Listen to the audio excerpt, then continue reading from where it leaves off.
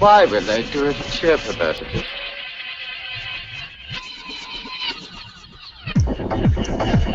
You are the dead. Remain exactly where you are. Make no move until you are ordered. We burn them to ashes and then burn the ashes. That's our official motto. Now we can see you. Clasp your hands behind your heads. Stand out in the middle of the room. Stand back to back. Who can explain the fascination of fire? What draws us to it, whether we're young or old? Here comes a candle to light you to bed. Here comes a chopper to chop off your head. And welcome to the American Greed Factory podcast. This is Nathan. It's Tomlin. This is Andrew. All right, we're back again for more fun and games. Fun and games this week. Actually, not a lot of fun or a lot of games, but One game. One game. One game, and that's occupying your time. Thank you. Yeah. Wasting your life. Let's see. We bought stuff this week. That's always good to talk about. Let's worship consumerism together. Let's be the problem together. Yeah. So we got some. Had some Amazon. Had an Amazon Prime Day, which was, what was that, to celebrate the 20th year of the company? And Yeah, something like that. yeah, it was something silly. And it's the anniversary of Prime, I think, on top of that or something. Oh, okay. Yeah, Prime. I think it's the 5-year anniversary of Prime and 20th anniversary of Amazon or something. Oh, okay. Well, I didn't. I bought some stuff on that day, but none of it was really on a super big sale. I got me a nice cable for charging things. I got me a RAV Power portable charger. Charge my, iPad and mobile phone. Yeah. And I got a 32 gig memory card for my phone. I got World War II from space for my son, which was a History Channel thing. And Ice Station Zebra for myself.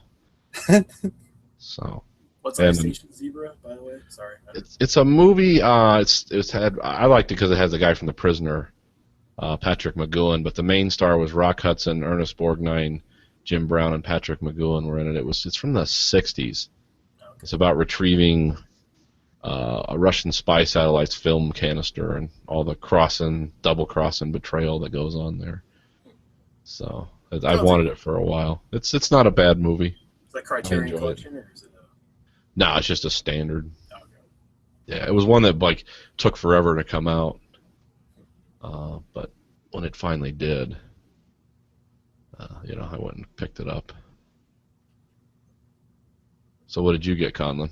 Well, on the sale, the only thing I got was a pair of sports headphones. Oh, okay. Because the ones I bought were stolen, so that's fun. Somebody stole your headphones? Yeah.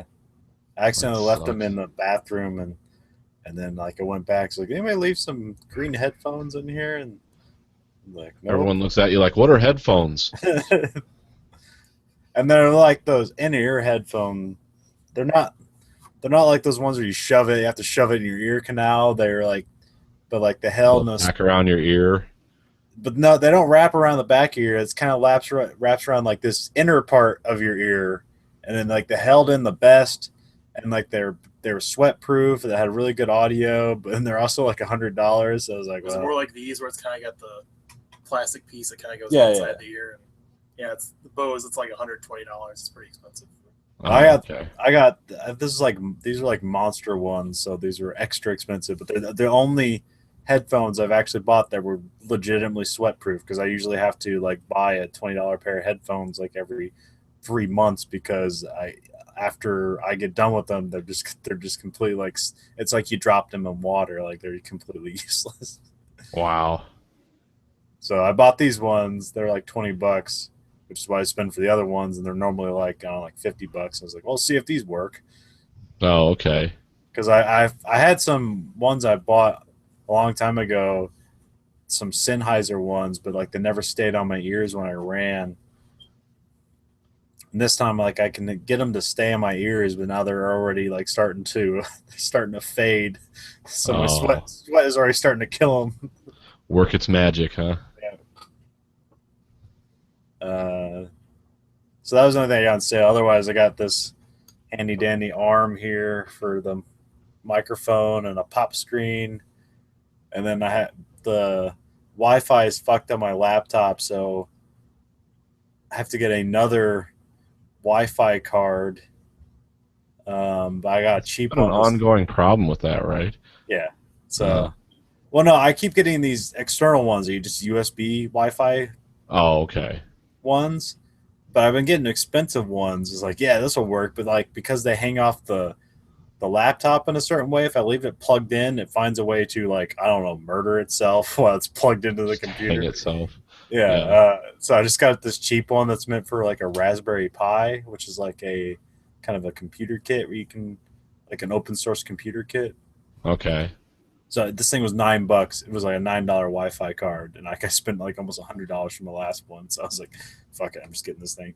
And on top of that, I got an Ethernet USB thing to go old school because if like that shit doesn't work, I'm plugging this shit directly in the wall. And because this computer is an Ultrabook, they don't even have the Ethernet cable on it because the port would be too big, and also because who the fuck uses Ethernet cables anymore? Yeah. A little antiquated, huh? Yeah, just everyone just uses Wi-Fi. So. Yeah. Huh. Well, that's good. Yeah, so I got all that shit, and I have to upgrade the Mac, Which one? the one you gave us.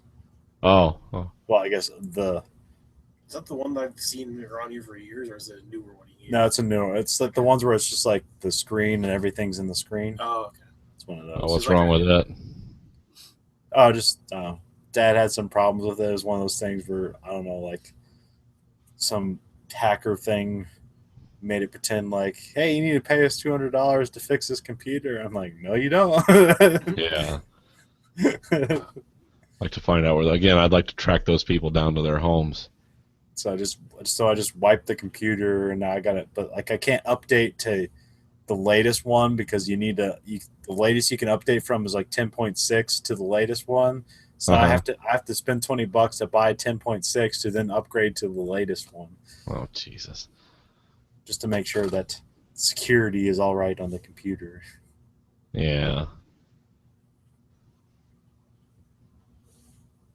Well, unfortunately for Amazon, they had to take a defensive note on Prime Day because 50% of the people polled said they were very disappointed. Of course. I almost bought. They had some Behringer, if that's how you say it, Behringer or Behringer, I don't know. Something like that. Mixing boards for sale, like $80 off stuff. Oh, really? Yeah, and I almost got one, but I was like, I don't have enough people here to justify a mixing board. Yeah. The only reason I use a mixing board, the main reason I do is because I record this off. I don't record it into the hard drive. Yeah. Because for some reason that just proved too much for a really expensive computer to handle. So kind of mystified by that. But what can you do? I've also never screwed with any like preamps or stuff like that, which is really supposed to help any kind of like sound or stuff like that. I've looked at those, but they're expensive.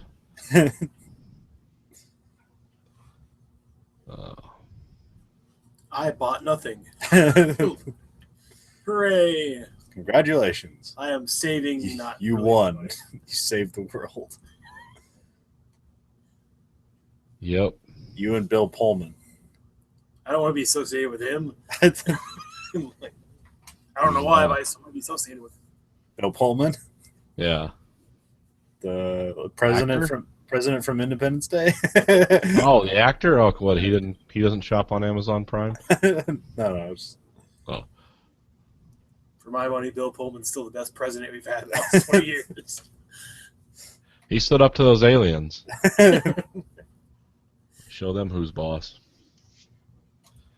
I mean, what other president can like actively fly an F-16 fighter jet? I mean, really? Bush? Couldn't Bush a fighter pilot? He supposedly was. Who knows if he actually flew? Yeah, I probably did. He's a co-pilot. Yeah. Anybody can sit in a chair and fly. They're just Well, who's what's his name? Gold Dad was a something. pilot too. Who? Gold something. God damn it.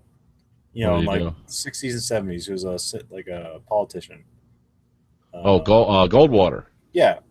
Yeah, Barry Goldwater. He used to like fly every new like airplane that the Air Force would come out with. Like he was like the final test pilot. It's like, you gotta let me fly that thing. Like I'm gonna approve the money for it. yeah. So like it'd be anywhere from like a fighter pilot to like a B-52. Like he'd be out there flying it.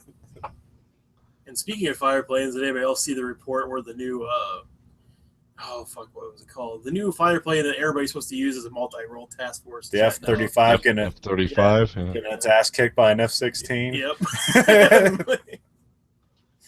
The Joint Strike Fighter. But it's got ass kicked by a plane that costs $295 million less than it. It is technically supposedly obsolete. Yeah. Because even the pilot was like, "There's no way in hell I could have picked this guy or whatever." Like the turning radius or something like that is so shitty on it. Yeah. Well, because that's the way they built the F-16 was it's meant to turn quicker than any plane that it can because it's lighter and it has more air control surfaces to actually turn the plane, and it's not weighted down with a bunch of useless shit. It also has a bubble canopy on it, so there's no construction on the window, so you can just see through the entire top of the window. Well, because the F-35 pilot said he couldn't even move his head to see the guy. Well, see, what they did with the F-35 is that they're doing like this virtual reality stuff where they put cameras on the outside of the plane. So basically, he's supposed to be able to look through his airplane and see everywhere. But the helmet's so big, he can't like turn his head to look behind him. Yeah, they say the biggest reason that happened was because of the ergonomics of the helmet. Like it's just so huge that he couldn't see what was going on. And also, apparently that's the biggest cost with the airplane is just the development of that system. Yeah, because they have to get the latency down to make it useful. Because otherwise, it's just like you're basically playing a video game with lag in real life. Yeah, the lag has me. Oh. But once again, I mean, what are we really fighting airplane-wise? Host advantage. I mean, well, and also the F-35 didn't have its software suite in it, I guess, too. So it didn't have any of the computer stuff that would, including the maneuverability that it's supposed to have, that would give it any of its advantages. Well, no, like the way they're going to play this off is like because it was a specific what do you call it, exercise where to see how it would fare up in a dogfight with the F-16. So like what they're gonna spin it as like in the real world the F-16 is never gonna get that close to the F-35. Where in the real world you can't just see a blip on a radar and fire a missile at it. You actually have to identify the aircraft you're firing at. That blip is definitely which that's why they like. I remember reading all this stuff about the F-14 Tomcat. It's like you can engage 20 enemies at 5 miles, and you learn about the realities of like how that stuff is done. It's like you can engage an enemy at that distance, but you can't engage an enemy because you have to identify the enemy before you start firing at them. Yeah, if you can indiscriminately shoot at people at 500 miles, which has happened. The British dude did it a lot, but. That's why the F-16 was created, because it's like everything is going to take place within a dogfighting range with a gun on it, and not just everything is not going to just be missiles, because that was a big mistake they had made with the Phantom, because it was just all missiles. Yeah. And so that's why the F-16 was designed to be a dogfighter, the best dogfighter it can, and the most cost-effective dogfighter in the world. Yeah, but I remember when the B-2 bomber came out, and some of the other, everyone it's like, oh, this, if it gets rained on, it's fucked, and if it gets, they had all these problems to work out, but, now it's like the preferred choice for exactly what it was supposed to do, which was behind enemy lines, undetected incursion. Yeah. So, because they've never lost one. I think it's weird how those have to fly, refuel, and land, or they have to fly and land only at one base. They're still so secret they can't. I don't know if they can land at Diego Garcia, but I think they fly them from Whitman to wherever they're bombing and just airborne refuel them on the way back. Isn't there still a lot of? I thought Michigan was a big place for like air bases to go between like I don't Middle East and know. stuff like that, 'cause there's like a couple movies that reference that, like, oh, they took off in Michigan, or Usually, like stuff like that, it's always in a desert because it's better for the maintenance on the airplane. Yeah. Because Michigan would just destroy an airplane and it wouldn't even be able to use it like 3/4 of the year. Yeah, especially if it's up north. We have that one here, but I think it's a National Guard base, or Air National Guard base. Because see, here's where in Michigan's where they make all the guidance systems for drones now. Yeah, Selfridge. It's an Air National Guard base now. That was the big one they had here that had But I mean, there's still like even though the Michigan woes, there's still a lot of like big tech being developed and worked on in Michigan. So there's always going to be, every industry is going to have some sort of foothold there. yeah. But yeah, it used to be when that was actually an Air Force base. Yeah, they had nuclear bombs and everything there. Of course, Detroit was a major target for the Russians too. Back then, that would have been seen as a bad thing. Nowadays, not so much. We got it, Commissar. We got him. You did, and the people of like the governor's trying to present a medal to the premier of the Soviet. Thank you. You saved us so much money.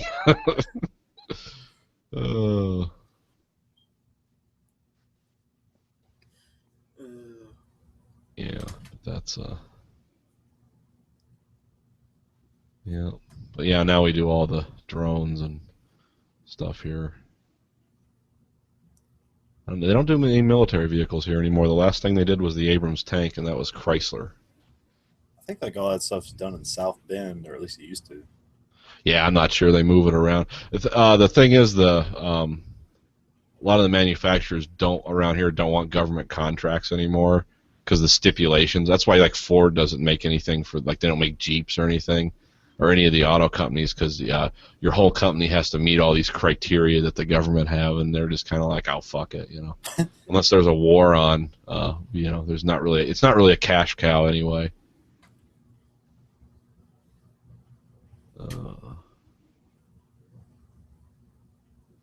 Speaking of Cold War, in Albania, tourist destination of Eastern Europe, they built over 750,000 concrete fallout bunkers during the Cold War in and around Albania, and Albania is having kind of a housing crisis now. So people are buying these things and converting them into homes. They're like these giant cement pillboxes in the earth, and they're everywhere. They say there's one bunker for every 4 people in the country. So they just have these bunkers are everywhere, and they're like putting wood in them and making them look like IKEA inside, but it's just a giant cement pillbox. Just make it look like a Hobbit town. Yeah, it's kind of a weird thing. It's full of radon gas. Well, it's almost kind of like the people, like a lot of people here now with that old Alice missile silos, where they make them into survival shelters or big, apartment complexes and stuff like that. So, or at least that's what some people are doing too. Well, there's like missile silos they turned into like deep diving schools. Yeah, those were weird. Those were the old Nike missile silos. And the what was the other one? The one we read about in Command and Control. What was the other big missile? The liquid fueled one. I can't think of it. Saturn V. What we got to the moon? Polaris? Oh no. That's. Well, I'm looking it up right now. That's a submarine missile. Apollo. Yeah, it was Damascus, Arkansas, was where that missile blew up. These are weird. There's like nuclear missile names or whatever. This was like Polaris and what the fuck, Star something.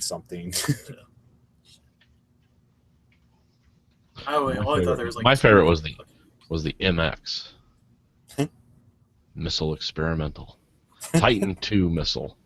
Okay. Yeah, it was a Titan II.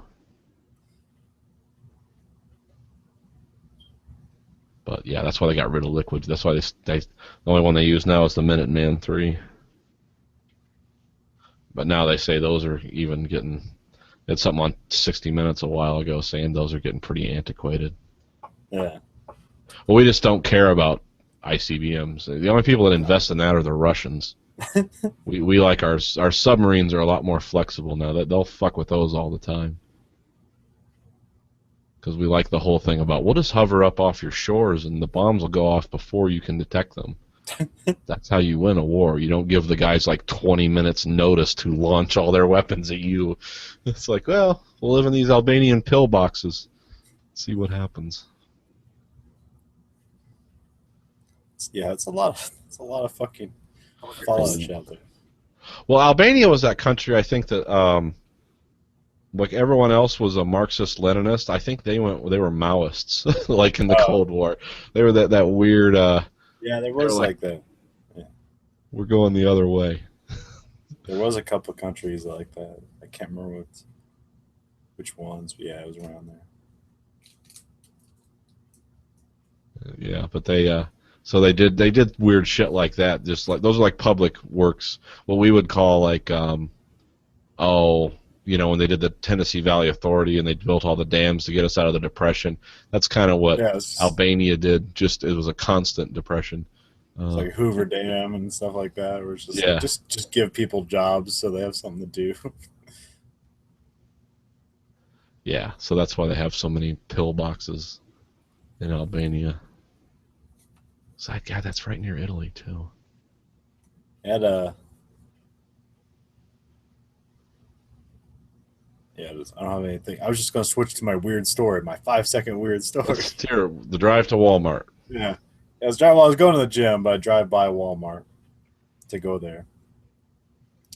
So I pull up to Edgewood, and I take a right, and as soon as I turn the corner, there's just cops and firefighters and ambulances everywhere. There's a Chevy Trailblazer on its roof upside down, and then a Grand Am just kind of like smashed in on its left or its right side, and then like a guy just kind of like holding his hands in his head and like, well, I wonder what the fuck happened there, and then just drove on, went on to the gym. Nobody was in the Trailblazer. Like it was just an empty car upside down casually on the road. Makes you wonder how that stuff happens. Yeah. What precipitated this?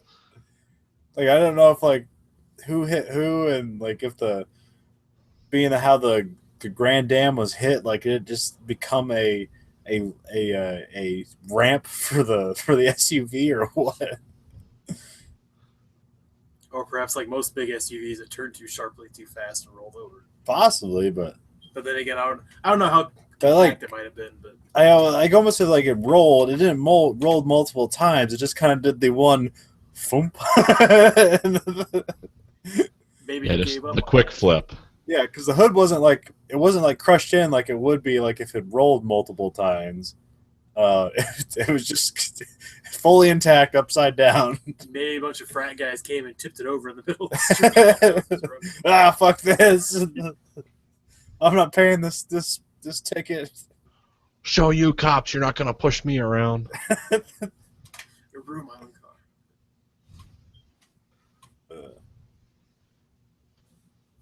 Yeah, that's this is one of my favorites here for everyone who's listening. Well, everyone who's watching too, because you'll never see it. This is always the one that I want to know the backstory to. It's basically a car somewhere in Europe with like a Clydesdale through the passenger window. It's like, what the fuck did that happen? How did that happen? BoJack Horseman got drunk. Yeah, apparently. I think the horse wanted to be with its dad. That's obviously the leather seats in there, so I don't know. It really holds the car together. It's just becoming early glue. Yeah, that's all. What about a horse? Do we turn into glue? The hooves? Yeah, the hooves. Just the hooves? Okay. Yeah, I mean, we used to do that. I think with chemicals nowadays, they don't do that anymore. I saw an interesting thing on the internet. There's some challenge where these guys made skateboards out of cardboard. Okay. And then let Tony Hawk ride it. And it was just, that's all it was. It was just like really adhesive glue and layers of cardboard and like It's like different. regular cardboard, like not super compressed, special Well, cardboard. Well, somebody took the cardboard and then compressed it with like a shit ton of glue in it, and like some other people did some different processes, like some vacuum sealing and stuff like that. But it was still just cardboard. It was just literally sheets of paper glued together. I'm assuming the wheels were real though. Yeah, everything that was just the board, and then everything else was standard to a skateboard. So it was just the deck was just cardboard, and like they're he's getting out there doing grinds and stuff and doing that thing where you jump up and you like hit the railing with like the middle of your board, and like when that's usually the failing point of a shitty skateboard, and someone like starts to do that thing where the board breaks in half and they like half rack themselves and fall down 20 feet down the ramp. This didn't happen, so that held up. Yeah. But it was funny. They gave it to some kid at like a skate park. He's like, it's really light, and he skated around with it. And then they gave it to Tony Hawk, and he's like, yeah, it works. You just need to get the weight down, and then it'll be like a real skateboard. Yeah, because if it's probably too light, it'll just fly out from under you. Well, no, he wants it to be lighter. But, lighter. Okay. Yeah, but because they had to throw a shit ton of like cardboard and glue on it, it was heavier than it would be normally, than a normal skateboard.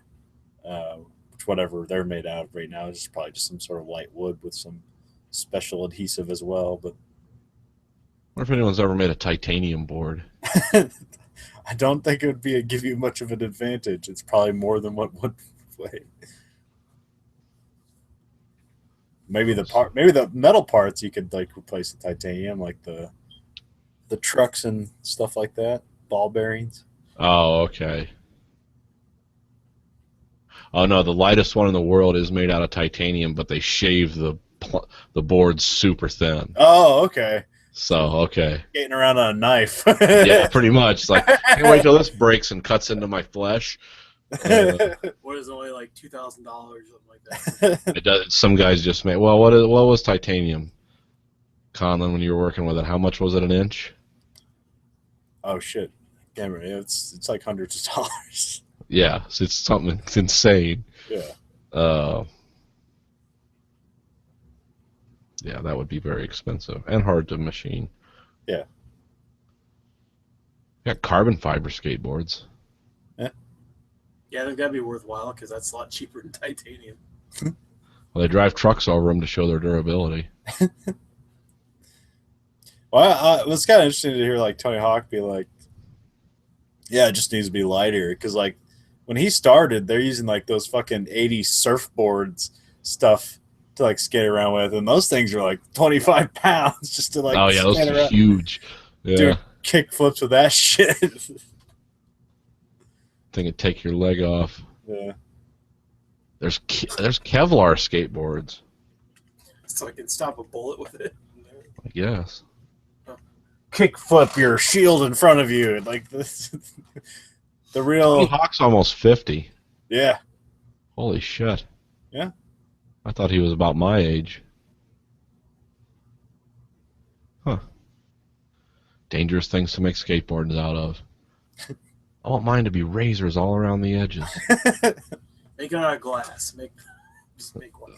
High Yeah, impact just- glass. Yeah, just the most brittle thing possible. It's like candy glass, like they use in all the Hollywood action movies. No, use the technique they use to make those St. Rupert's drops. Remember the glass that's cured in oil?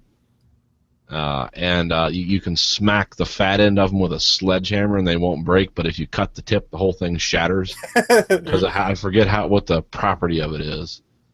But I know it's like cured in water and oil. But it's glass. How do you make that? Prince Rupert's drops. Also known as Dutch tears. Yeah, it just looks like a bead of glass, like that you dropped in water when it was molten. A pink. And the head of it, the big part of it, you can smack with a hammer, and it won't break. But if you press, or if you clip the tip of it where it's the thinnest, it just shatters. It's really weird. They should make a skateboard using a technique like that. Like it's only vulnerable in one place. He'll smash the nose in. It's invulnerable if you skate right. If you skate wrong, you're fucked. You're gonna get glass ground into your flesh as you fall. As this board shatters underneath you. Yeah, I'll just go off like a glass grenade into your balls. Glass grenade. Oh. Hey, what's the thing? I saw one of these at work today, speaking of ridiculous like outdoor activities, which in today's heat is like anything that involves you going outside, but what are these with these bikes with these gigantic tires on them? I don't know. Talking know. about? Yeah, I know what you're talking about. It's like almost it's like a fat tire, almost like the front end of like a Harley tire, but on a bicycle. Yeah, people driving these around is like that looks like it would be very tiring very quickly. Yeah, I don't know if it's like just an aesthetic thing, or if it's like something real for, because now people like there's more people driving bikes around now rather than using cars. So I imagine And that's unfortunate. And being that you can't like. I remember when I was a kid, it's like, oh, sidewalks, that's where your bike goes. But now people have to, like, actually, like, drive on the fucking road with other fucking assholes and not die. Yeah, whether you want them to or not. So I imagine those big tires might be helpful for just, you know, like, potholes and shit like that. And, like, be good for not, like, flying over your handlebars because you hit a rock wrong. That's the only thing I can kind of think of, like, that would be useful for. Yeah, they're just silly, and they're huge. Yeah. I mean, these things are just, like, massive. Or maybe they're just really durable or something. Maybe they really want to relive the days with the huge, like, unicycle where you have the big, huge-ass front Well, wheel. no, he's not. No, what width? No, I know. Oh, I'm just okay. saying they're trying to move up to that in a different way. Yeah. I know what you're talking Oh, about. well, that makes sense now. I said What? you can ride them in the snow, in the sand. Okay, yeah. They're really stable. If you're an enormous fat person like myself, you could ride one. Yeah, But I saw some. They're I not saw- cheap. They still haven't worked on the bike seat, though. I don't know if I saw someone who had a bike. It was like during the winter time, and as the handles were just went into a pair of gloves. So like the gloves were just hanging off the handles, and you Oh, that's wild. Put on your bike like a pair Yeah, of gloves. and it's almost like that, like one of the Batman movies, where like the way the motorcycle worked. Oh, it's kind of steered from the center. Well, not really, but just kind of that look where it's almost like he was, like his arms were like connected to the bike in a way. Oh, okay. That was the kind of the look like it. How the look it had. Yeah, those are strange. I see them around more and more. Yeah, And I yes, the idiots are on the road think. in my way.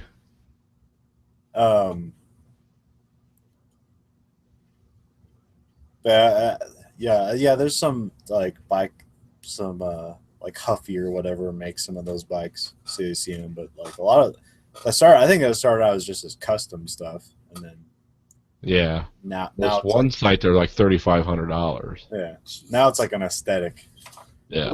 There's a class I can take at Iowa where you make a bike, you build it your own bicycle, and like you can make it out of like titanium frame and get those fucking gigantic tires on it and all that weird shit. Sorry, I want to make one of those. I want to ride one of those that you sit down in. Oh, Yeah, like bike. 4 wheels. Yeah. Yeah. I wonder how hard those are to ride. But see, you're just begging to get run over by a car with that. See, that's Low to the ground. that's my apocalypse bike. Like that's The what you want to. recumbent? Yeah, no one else is around. You're free reign to go around. You don't have any power or gas, so it's just a recumbent bike with like a little parasol on it, so you get some shade. I think that would be awkward though, like the sit down low gravity bikes. Like I always have trouble if the bike's not high enough. My legs always cramp up. If that would be the same thing if you're kind of like in the sit down position and kind of pedaling forward, wouldn't that just kind of be, I don't know, tiring more than just standing up and pedaling? I guess. Like you said, low gravity, like or maybe I'm thinking of the stupid like banana bikes or whatever that are like you're pretty much sitting No, it's on the like- pavement and pedaling up. You know, like the sit down bikes at a gym. Yeah. It's like that, but more relaxed backwards, Okay. and then you just pedal the bike and you steer it. You're just sitting down and you're operating the bike. That's basically all it is. I mean, I'll find some weird site will have it maybe. I believe it's called a recumbent bicycle. Yeah, it's recumbent. Yeah. Trike? Yeah. Well, I guess they all are, aren't they?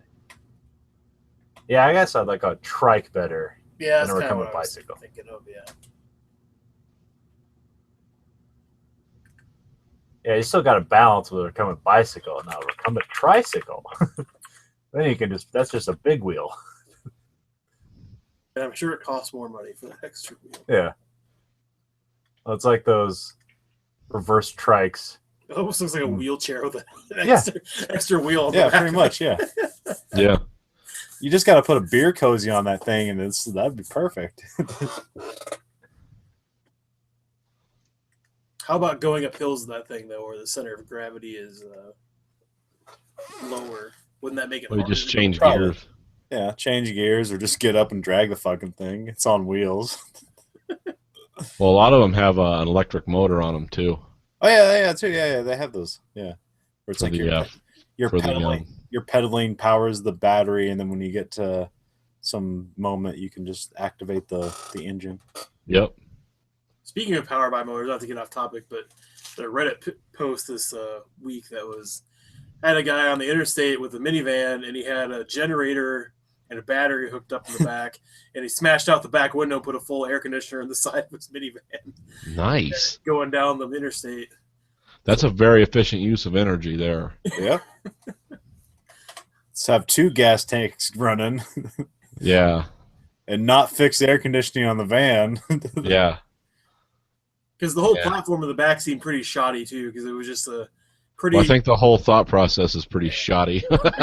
Well, the back of it was basically like one of those, like, you'd put like one of those motorized scooter on the back of it. It was that, and then a generator on that thing, yeah. and then it was like going to the side of the car with it with that one of those. That would probably make that van ice cold, though. It would be cold as hell Yeah, because that's quite a small volume. that's a sealed up environment. Yeah. Ugh. But hey, I don't have to run my car anymore. I could just run the generator. See, That's it's- true. Yeah, it allows them to, turn the car off, save some gas, waste some gas the other way.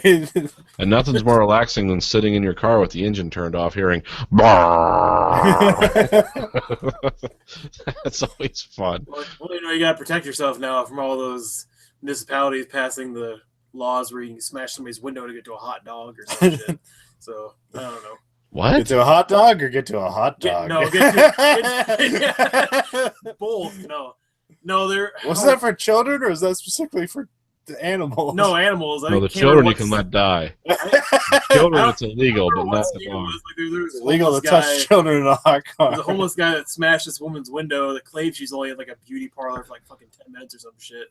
So he smashed the window to get to the dog that was in distress, and then she sued him, which I don't know how the hell you sue a homeless man. Like, what does he have to gain exactly? What does she have to gain from it? And where do you give them the court notice? Yeah, I don't know. But it was then that municipality and state like passed a law making it illegal for somebody to come up and like, oh, this dog's in trouble, smash, and then take the dog out. So Don't leave stuffed animals in your car. That's why you just carry a dog around and start smashing windows. Save this dog. Yeah, it's the same dog. You got a fucking dumpster bag full of shit from people's cars. I'm saving all these dogs. yeah, I guess I didn't think about that. That'd be an awesome plan to steal shit from people's cars. Yeah. What are you doing? Saving a dog. You're a hero. Hey, can you help me get my iPod out? I forgot that Yeah. too. Just saving this iPod too. They don't react well to the heat. See, you get the sad apple with the line through it. You got to save these iPods. Fuck. No, but it's just one of those things that you think people wouldn't. I mean, yeah, if somebody came up and smashed my window because they thought my dog was in distress when he obviously wasn't or whatever, I'd probably be pissed. But I always love those photos of the smashed windows where the fire hose just ran through the car. Oh yeah, when you park in the no parking zone. you think it'd just be as much hose just to put it over the top of the car, but apparently No, it's just an intentional fuck you to the person who parked in front of the fire hydrant because they can Yeah. do that. If you can do it, why not? Yeah, firemen don't get a lot of respect. But then sometimes they get overwrought. Like the guy that made us all stop because somebody had a heart attack in their car, and they were pulling the guy out of the car. They had him on the gurney, and they were rolling him in the back, and this guy was like just holding everyone there. And what they were having to do was they were working him in the car because his heart stopped again. It's like, can we just fucking go? Neither one of those guys is driving. I mean, but that cop's like, oh, we're trying to save this guy's life. It's like, well, it's not working. His heart keeps stopping. Yeah, and I wouldn't think traffic moving past that would really interfere with them giving him CPR in a car, but I don't. It's so dramatic around here. Whenever anything happens, because ever since they had that thing where you can get a $500 ticket for not swinging over in the opposite lane when they got someone pulled over, they're so dramatic now. They're just like, oh my God, and when they landed the fucking helicopter once to life flight somebody, you can forget it. They blocked the road off for 45 minutes to life flight a corpse. The guy was dead. I mean, it's like, come on, what are we doing? Or then I like the accident investigations where a bunch of illegals in a mid-1980s Astro vans bump fenders with a guy who's driving another car worth $500, and we got to have like a full accident investigation. It's just, why don't you just give them $20 and move on down the road? Nobody gives a fuck about this. You see that shit all the time here now. They finally started putting pull-off lanes on the freeways. They call them the accident investigation sites. Like if you dink your car or whatever, please pull over here. Let's not back up the whole road because somebody's taillight got busted out or headlight got busted out by a rock or something. But hey Andrew, have you ever been to West Virginia? No. Have you ever heard of a runaway truck ramp? I don't think so. Those are awesome. Oh yeah, I've seen that on the stupid show, like reality show about trucking or whatever. Like where they have like, oh, my brakes fail, I need time to stop, so they have this giant uphill road you can turn off of. Yeah, well, in West Virginia, driving there it's nothing but fucking hills, and like it's a great way to ruin your brakes too. Oh yeah. Like you brake on those hills, yeah. But yeah, so yeah, they have every once in a while you see the sign "runaway truck ramp." It's because if the brakes go out and you're going downhill on a goddamn semi, it's just a giant sand trap, is all it is too. Usually they're filled with sand or gravel. No, it's just kind of around here. I'm not saying that like off lane like accident thing is probably not a bad thing, especially in high risk areas or. Like if they actually researched things and did it right, like they probably should have, but I don't know if they did. Like, they didn't. But yeah, if you actually put them in like high risk areas where stuff happens all the time, that's a good idea because it helps traffic and nobody's just pissed off. Hopefully, to give people a safe place, I guess, to get their shit done. But if it's like every other mile you have one of those, it seems like a waste of money and kind of a stupid idea. So. Well, it's like they've everywhere in Michigan now. Well, also so many like you watch some of these. Go on the internet, you just find videos where like the cops pulled somebody over and the cop gets hit by somebody driving on the highway because they're not fucking paying attention. Oh yeah, I just had a woman 2 days ago that I don't know how the fuck she did it, but the semi just parked off the side of the interstate. She even had a passenger in the front seat with her. The passenger and the woman did not see the semi and they just ran into it full force at like 70 miles an hour. And I don't even know if the kid died, but I know the woman did instantly. So I don't, yeah. It's like in Michigan, they've, whenever they, from now on, whenever they replace an intersection or whatever, they put in roundabouts. That's the new thing here in Michigan. Us and Massachusetts, I think, are the only states that have them that I know of, unless other states are doing them. But nobody still to this day knows how to use them. We have 2 roundabouts. Yeah, we got some. Oh, did you get some? Yeah. Is everyone crashing into each other? No, I mean sometimes it takes if that's the first time you've seen a roundabout, it can get itchy, it can get sketchy, but as far as I know, they're cheaper to maintain and they reduce traffic accidents by like 20% or something like that. There's some town in Indiana where they changed all their 4-way stops into roundabouts. Oh, okay. I didn't know that they were that widespread because we've had them here for like 10 years. Yeah. But now they're putting 2 more in. That was the first time I ever saw a roundabout when I went to Ypsilanti, and then the first roundabout you hit, you go from like 50 to like 25 when you hit that roundabout. So it's shit. Yeah, it comes on you pretty fast. How does this work? Shit. Yeah, I think I don't remember what town it was, but there's one going into town, one going out of town. I remember the news story was like they had to post detailed instructions for a while about how to do it because nobody knew how the fuck to use a roundabout. Place where I bought my car, it was a highway, but like right near the dealership, they put in a roundabout. Yeah, that's what I'm talking about. I can't remember the town's name though.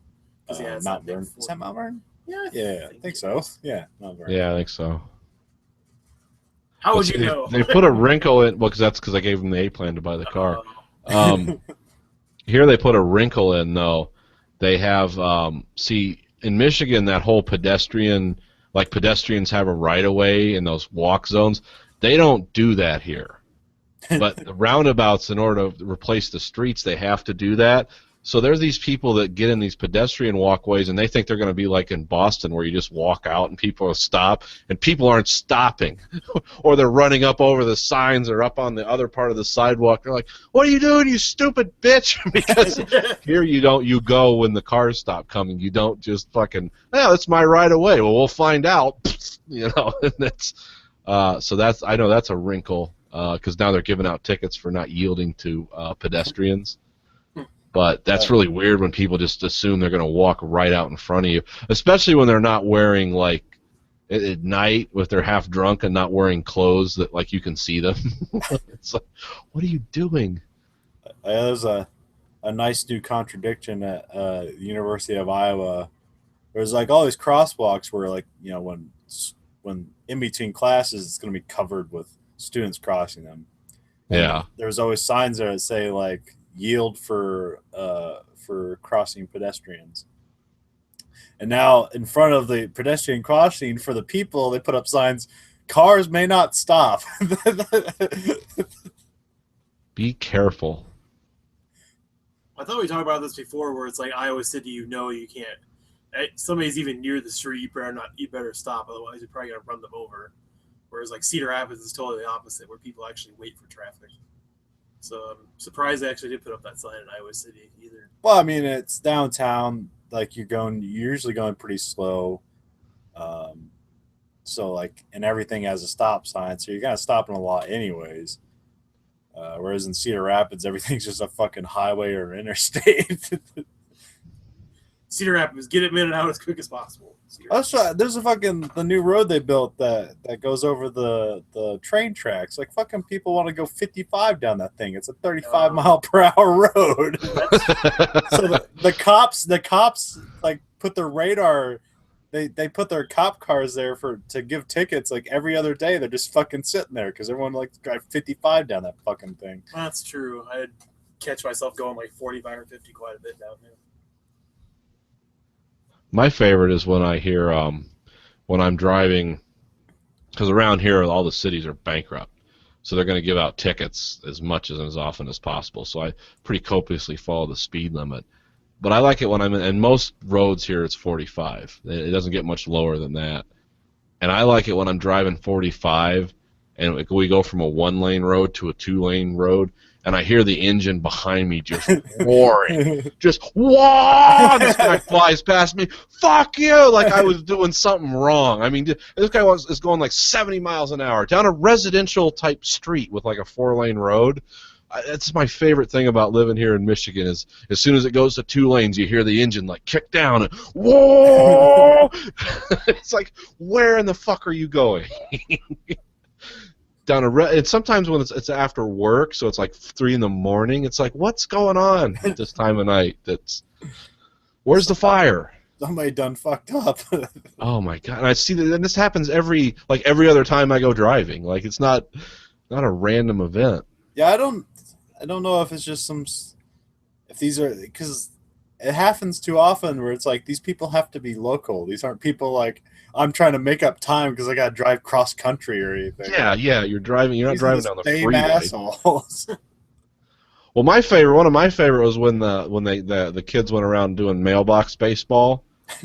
I don't know if they did mailbox baseball or they just hit it with a goddamn car, but whatever it was, there were 4x6s and 4x8s. You know, you put your mailbox on in the middle of the road, like down this whole strip of road. I see the first one, I jump over, and then I start slowing down with my blinkers on, because I'm having to drive in the oncoming lane, because all these are in the lane I was supposed to be in. So I'm in the oncoming lane trying to get around, and there's a car coming at me, so I just pull way off to the side of the road with my flashers on. Well, then they hit their bright lights, and like I'm doing something wrong. And then there's a guy behind me. I'm trying to pull out, and I see this guy coming, just flying down the road. And this is like the curvy road before you get to my house. And he's like, I don't know how fast he's going, but all of a sudden I hear boom, boom, boom, boom, boom, and the truck suspension's just flexing like he's on some kind of enduro truck, some off-road thing. This guy, I never see brake lights though. I'm just gonna keep going. We're just gonna see what happens.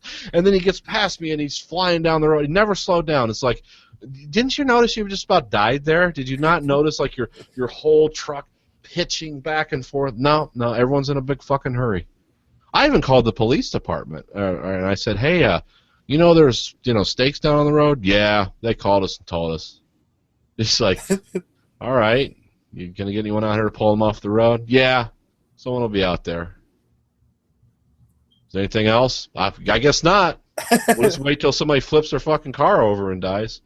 I probably would have just been satirical, like, yeah, there's some people handing out free donuts and coffee, too. I don't know what the hell's going on down here. Oh, if I did that here? Oh, fucking, you stay right there, sir. We got you. We're going to track your cell phone. There'd be dudes rappelling in out of helicopters and shit. If I said something like that here, oh, yeah, they're real. Where's my jelly, Phil? We need to respect our officers. It's like, yeah, you guys are fucking so awesome when we need something. Let that 400-pound SWAT officer off the helicopter. Helicopter zooms into the sky. Yeah, he loses control. Like, it doesn't have the collective rudder pulled in enough, so as soon as the weight comes off, it like... It's like, oh no! Guess you went to go see God. So long, Bill. See you on the other side. Pretty soon from the pains I'm feeling in my chest right now. That should be a show, 400-pound SWAT. We need to be down here right now, they're shooting at us. I'm coming, goddamn. And then he gets there finally, and he's like, fuck, I left the gun in the car. He's got to run all the way back. And by then the fucking bank robbers are just bored. They're like, where the fuck's the SWAT guy for us to shoot at? They just start shooting hostages out of boredom. It's like, where's the... Okay, I'm here. The episode, 100-pound SWAT. The episode where he's like hanging off the ski of a helicopter, and he has to like get up there to fight the bad guy, but he can't do a pull-up, and he just falls to his death. or I like the pedestals on the back that they ride on sometimes, where they put them into the trailer mount. Like when they're kind of using the vehicle for cover, but they're riding on the back, and they hit a bump, and that just bends down and breaks off. Pop the tire. And it'd be funny if they could probably get rid of their door busters, and they just use the 400-pound guy to bust through most of the doors. Like, just nail a donut to the door. Bill! Ah! Bill, use the force. And they try to train Bill to be a sniper because he doesn't have to run that way. He can just reach out and touch, but he's so fatty. He can't fucking use the sniper scope's getting all sweaty because his eyes just all occluded and fatty. He's like, God damn it, I can't see anything. The trigger's slippery because all the KFC grease on the trigger. Yeah, it's just the temperature change. The scope is fogging up, and like he can't control his thing because his heartbeat is beating so fast that at his normal rate that he can't steady himself. Just hold your breath and let it go for a beat. And if he holds his breath, like his blood pressure goes up, lethal, like it pops a vein in his eye. Ah! And he shoots a little kid by mistake. 400-pound SWAT. Unfortunately, we laugh. This is probably the future of police enforcement and military. I don't. You can't be a cop if you're really fat, can you? No, I'm just saying with all our discussions in the past about too fat to fight and stuff like that in generations and stuff like that, whereas people, yes, will be still fit and stuff like that, but if you're really talking about having a standing military or large enough police force, you're going to have a lot of those 400-pounders sticking around. Well, there's nothing you can do about that. There's so many people. You can get you people you need for the things you want. I mean, there's so many fat people, but there's so many people. I know. I participate in that. Yeah. I'm part of the fat contingent. As am I. And I am a group of people being discriminated against. Oh, I don't feel like I'm being discriminated against. No, just those people. Oh, the fat acceptance people? Yeah. Yeah, that's weird. I mean, trust me, if you're gonna fuck with me because I'm fat, I've lived this way my whole life. Trust me, I'm gonna point out your blind spots too. It can get real ugly in a hurry. It's like being fat is like, I can lose weight. Can you stop molesting kids? Well, it's we can always find things, about other people. You don't need to say you're oppressed because you like donuts. Just need to agree that you like donuts. Fuck, they're good. Well, I mean, it's just the thing with there's a woman that posted a picture of her disabled child. I think it was like 9 or 10 years old. They went to a Harlem Globetrotter game, and the kid couldn't see anything because all the fat people and rascal scooters in the same disabled section, because they're supposedly disabled, and all these scooters they rented from the venue. And so it was like 9-year-old that's actually handicapped has to get behind all these fat people. Oh, that's like that South Park episode where Cartman gets like hugely fat so he can get like to rides. He can get to the front of the line at all the like the theme parks and stuff. Yeah.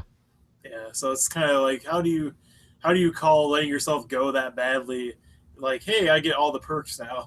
Like I get handicap parking. I get great seating. Simpsons did it. Yeah. Simpsons. I like it when the Cartman gets so fat they push his cart over. So they have to pay to have a hydraulic ram put on it so it could right itself. Because people were fat tipping at Walmart or something. I don't know, something ridiculous. Hey, I endorse that because some of those people need to walk for a little while. But oh, I don't know. Do whatever the hell you want to. I mean, life sucks anyway. If you're just going to commit suicide by food, it just really means you're not ready to commit to a bullet. So. I mean, I'm a fat fuck. I freely admit that, but I'm nowhere close to like 500 pounds or so. I don't know how. I would have to eat like constantly to get that big. You're not, I mean, you're not that weird. Never work. Because like, I mean, people that big. I mean, there's plenty of functional people out there who are like they're big, and you get it like, they could exercise and diet and all that shit. But like, no, they're functional human beings. They're fine. But like people who like eat themselves into disability and then like find ways to get. Who like can't get food for themselves, but find ways to get other people to get food for them. This weird like psychological thing on top of that. It's just like heroin, but with food. It's like I'm gonna find that fix. Only their fix is like a bag of Doritos or something. And like they get like 6 credit cards, and they're trying to kill themselves with food, and like I can get a delivery man here every day with 10 boxes of pizza and hot wings just every day for the next 5 years. See, I'm not a fat ass because I eat a large pizza every day. I'm what you call the sleeve of Ritz crackers fat ass because when I get nervous or anxious, and also now I don't smoke anymore, so it's worse. But when I get real nervous or anxious, I'll be the one that's like, I'll sit down, I'm going to look at something on the computer and get that sleeve of Ritz crackers out, and before you know it, that motherfucker's gone. And that's probably like 1,000 calories or more. Yeah. So, but I don't do that every day. But sometimes, for a week or a monthly balance, it's that extra hump of calories that's already, kind of my poor diet anyway. But it's that when I get under stress, it's like, oh yeah, you need some Ritz crackers. That's my go-to thing. It's like Ritz crackers for some reason. I don't like chips. I don't like Doritos. However, give me some Ritz crackers. Yeah.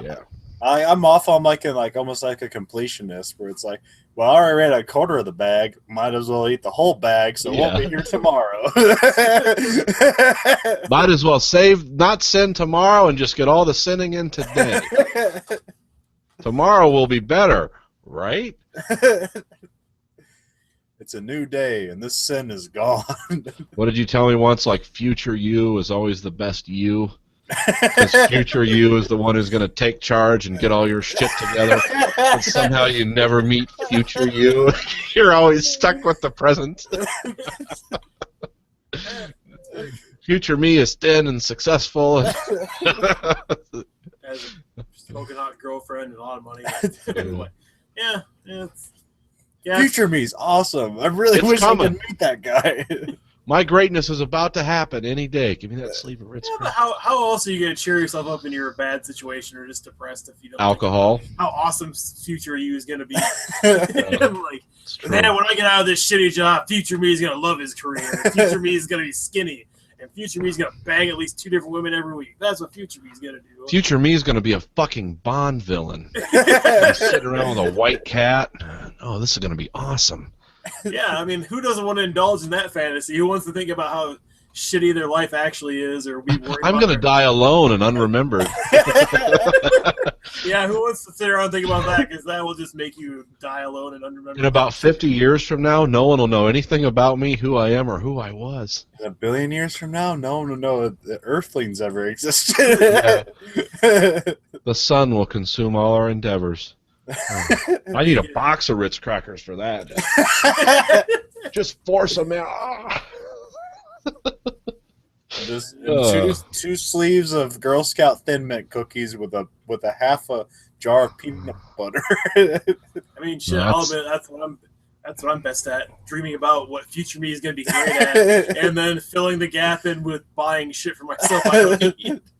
That's how I get past Man, that man, sadness. future Yeah, me nothing like a weight problem, a shitty job, and uncontrolled consumerism. Make it. You know, why is everyone in America on antidepressants? I wonder why. That's being an American. What's going on? Man, future me, he had already beat this game. He wouldn't have thrown up that half gallon of spaghetti that he ate. Oh, speaking of American, you know, Iowa was voted the most American state in the union. That's good. Is it most American or most Democratic? Most American. Okay. It was based off on how many fast food chains you have, how many bald eagles, how many, all this other American shit, like how many fireworks displays you have a year or some fucking shit. But it was like Fuck, your population density's so low there, you're probably #1 in everything. I don't know. I didn't. Count This is fire like- hydrants. Iowa wins! There's like 5 people every square mile. Well, in that case, like South Dakota should win, or Montana or Idaho. Montana. Yeah. Yeah, Montana's We've been to cool. Montana. We saw the 5 people that lived there. Driving Oh, yeah, along. That reminds me of John fuck? Oliver's quote about interrogation or like torture not working because they tortured this Al Qaeda guy who told them that they sent somebody to Idaho to recruit black Muslims for their terror plot, and then the where you FBI go. actually spent money and followed up on it. Like, there's no black Muslim people in Idaho. No, they're there. That's what. If I was being interrogated by one of those groups, that is the kind of information I would give them. Just Like you want to know where the Muslim hotbeds are, where the people that thirst for jihad in America, the mountains of Kentucky. As many people as you can over there, guys. It's gonna be a boon. Yeah, just stupid shit like that because he's trying to prove that torture never works. Yeah. And one of the Supreme Court justices was like, "Well, it worked for Jack Bauer. It'll work for the United Yeah. States." Let me guess which Right. Clarence Thomas said that. Oh, it was the fuck, Or was it was Scalia? Yeah, it was Scalia. Okay, yeah, he's a He's a retard. he'll be remembered as a brilliant what do you call those guys? Jurist. Should we go with reality or a fictional character? Or do we know the difference? Future me is awesome. Fiction wins every time. Therefore I tell my sorrows to the stones. Yeah. Oh man. All right, let's take a short just recording break here. Stop and restart.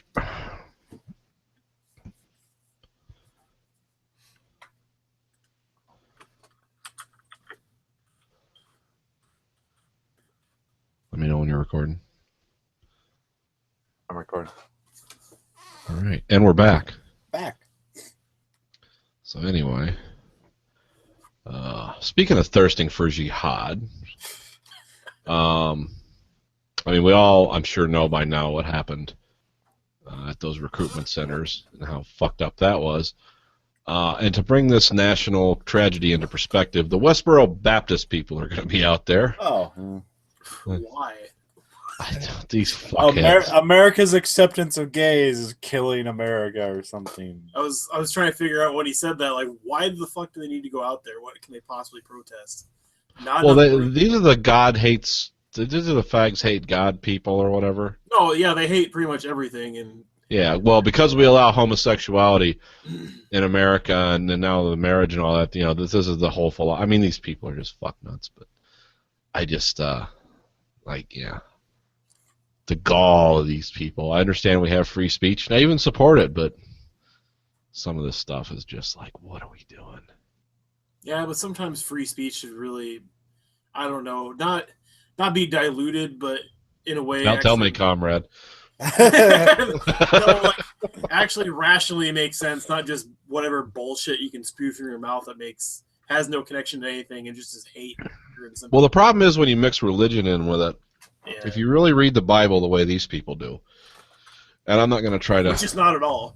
Well, no, they're actually scholars of picking the things out they want to believe. I mean, half of them have law degrees. Like, they're not... If they were just a bunch of morons, that would be one thing. We should do some tests where we'll take any ancient text, translate it twice, and then make up some shit in between, and let's see what we can justify with just about anything. Oh, it's just like that hole in the blanket skit from that comedy show. I mean, you can find anything. But what I'm saying is, when it comes to free speech, religion, and belief, this is a coherent worldview to them. That's what's really like what people got to get their heads around is the stuff they're saying. They really believe it. It's so ludicrous. That it's almost like you can't. It's like, who the fuck says that? Well, to these people, if you sit down and talk to them, most of them believe it, which is, I don't know, scary. But see, it's not just that the belief, just washed away all their, common sense. It's like they want to believe this. They're not being forced into this. It's just like when you listen to the ISIS people and all that, and they want to start this caliphate over in wherever they're at, Syria and Iraq or whatever, and they want to take over their whole world. It's the charter there that they're going to take over their whole world. Good luck with that. But it's to those people though. If you listen to them talk, it's a coherent worldview to them. It makes perfect sense. Just like the people that built the Creation Museum. Or the kid riding on the dinosaurs and stuff. They absolutely believe that shit. And I don't know how you attack a belief. That's the thing. That's where it gets really, really scary. It's like, well, how do you change that thought to like, hey, don't do this crap. Science and common sense, we carry on. That's what I was about to say. Obviously, you can't undermine it with logic and common sense and human decency. Well, that's the thing with religion is like you can have a really coherent argument about what the temperature is outside because it's measurable. There's like, hey, according to this gauge that we've all agreed to believe in, what America believes in, the one in Fahrenheit, Celsius for the rest of the world. But according to this gauge, it's 80 degrees. So it's kind of tough for somebody to say, no, it's really 55. But when it comes to these belief systems, these belief systems that have just become insidious, that's when it gets really scary. I don't know, and I don't know what your what the solution is there. On a more casual level, I get unnecessarily pissed off when people say "God bless you" when you sneeze. What's the origin of that? Does that mean don't get sick and die, or? I thought it was always something like the people thought your soul was escaping your body, and if they didn't say "God bless you," that your soul was going to hell or something like that. Yeah, that's. That's nuts. Yes. That's what I thought it was too. I thought most people just say "bless you" now, don't they? Yes. Or just like Gesundheit or something. I mean, that's the same thing. Oh, you still get pissed off when people just say "bless you"? That's. Yeah. Oh, okay. I guess it doesn't seem to be like you sneeze. It's almost like if you farted and someone apologized for you or something. Like you farted and they said "God bless you." You're like, what? God bless you. It's like, That was a great. I don't know. God bless you. Also, I mean, it's an irrational hatred because I'm at college, and the amount of people that are saying "God bless you," the amount, like one sneeze, get 5 "God bless yous," and then like a multiple sneeze, it just like pops off, and like there's no like polite reason to tell someone "God bless you" when they sneeze. The only way you're doing is just out of irrational fear So what if somebody said "damn" and habit. Now, see, I always thought it went back to the Dark Ages. This is just always my thought. I don't know where this came from.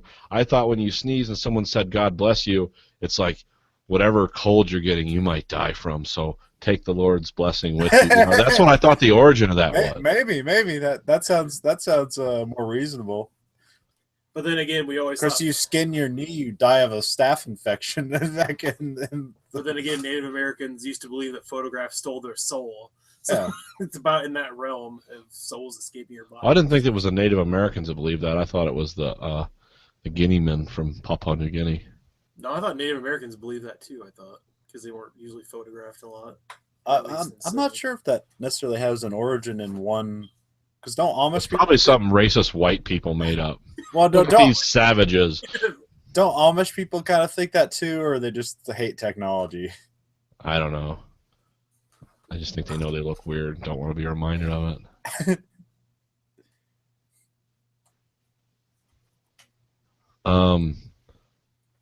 Yes. Some cultures in Europe believe that sneezing expels the soul, i.e. the breath of life from the body. So you're right. They did believe your soul was escaping your body. Okay. Huh. That's weird. So how much of my soul has escaped since most people don't say "God bless you" to me? we're all soulless human beings. Yeah, I was gonna say this isn't like the Believer Circle podcast. I don't know.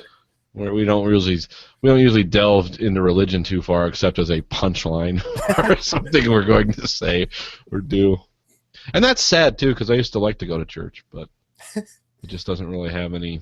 I got churched out when I was a kid. I kind of liked it. I like the people. I like the dinner afterwards. It's like everyone was cool.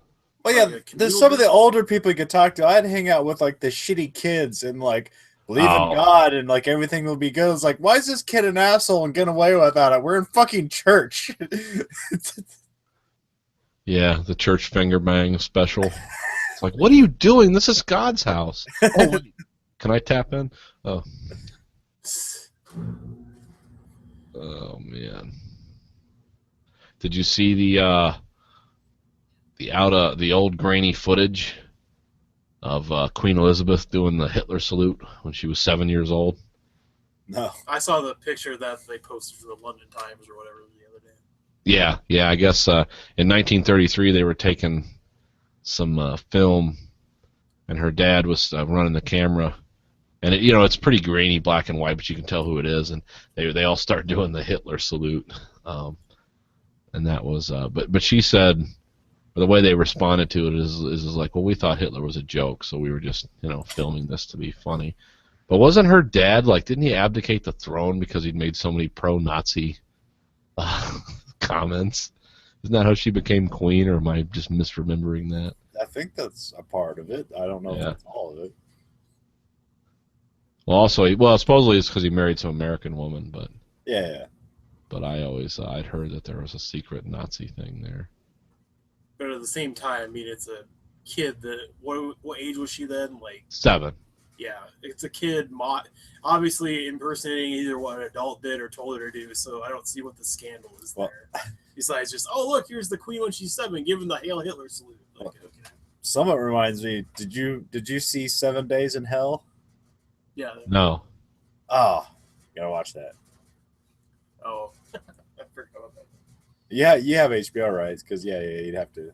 Yeah. See True Detective and everything. Yeah, it's basically a mockumentary, but kind of based on HBO sports documentaries. But it's about tennis. It has Adam Sandberg in it and Jon Snow from Game of Thrones. Oh, okay. And the Queen shows up at some point. 7 Days in Hell. I'll have to check that out. It's only 44 minutes, so it's really easy to get through.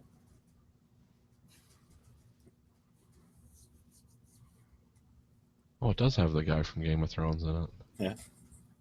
I mean, almost unrecognizable because his hair's tied back and everything. Indubitably. Indubitably. Do you think your mother's living vicariously through you? Indubitably. Oh, yeah. And then she's like, he's joking. I like his what was the thing? He had the best Jimmy Kimmel. Ever heard of him where he makes the people read the horrible things people say on Twitter about him? Oh, Yeah. Tweets it.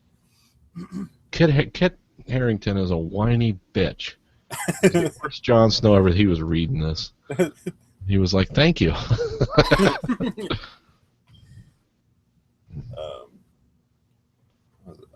Did you see the Suicide Squad trailer?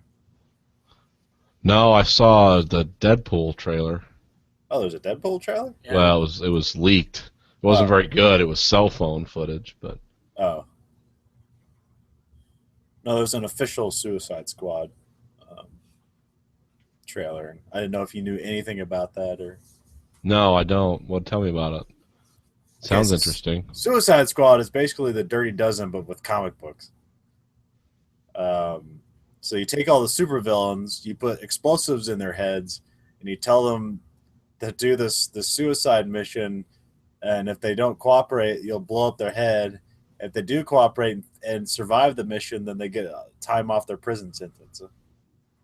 Oh, okay. So it's kind of like Escape from New York on steroids, huh? Yeah. Also, it was a vehicle because like around that time, DC had a bunch of like stupid villains just lying around that weren't being used because they're stupid, and so this was like a great way to kill them all.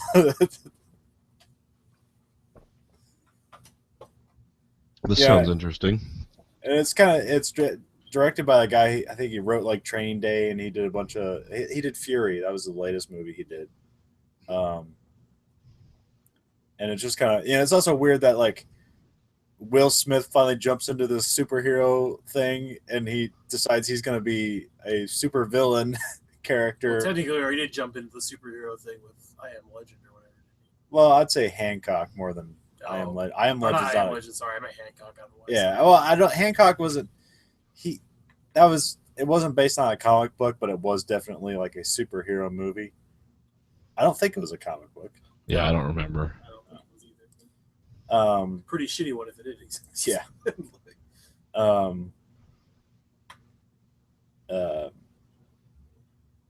so yeah, it's interesting that he's kind of jumped into like an almost a minor character, because really like this as far as I know, the Suicide Squad usually revolves around mostly around Harley Quinn, who she's in this thing, and like nobody really gets like top billing in this thing. It's just like, oh, there's Will Smith and there's the other characters, and then the Joker suddenly at the end. Yeah, but that seemed almost like a flashback maybe type of scene. From Yeah, no, it's definitely a flashback because you can tell there's like quick shots of her as a psychologist, and like the dialogue he's saying at the end, you can see where she's getting strapped to a table, and then he's talking to her at the end. So it's like, oh, he's going to torture her, and somehow she ends up being his her boyfriend.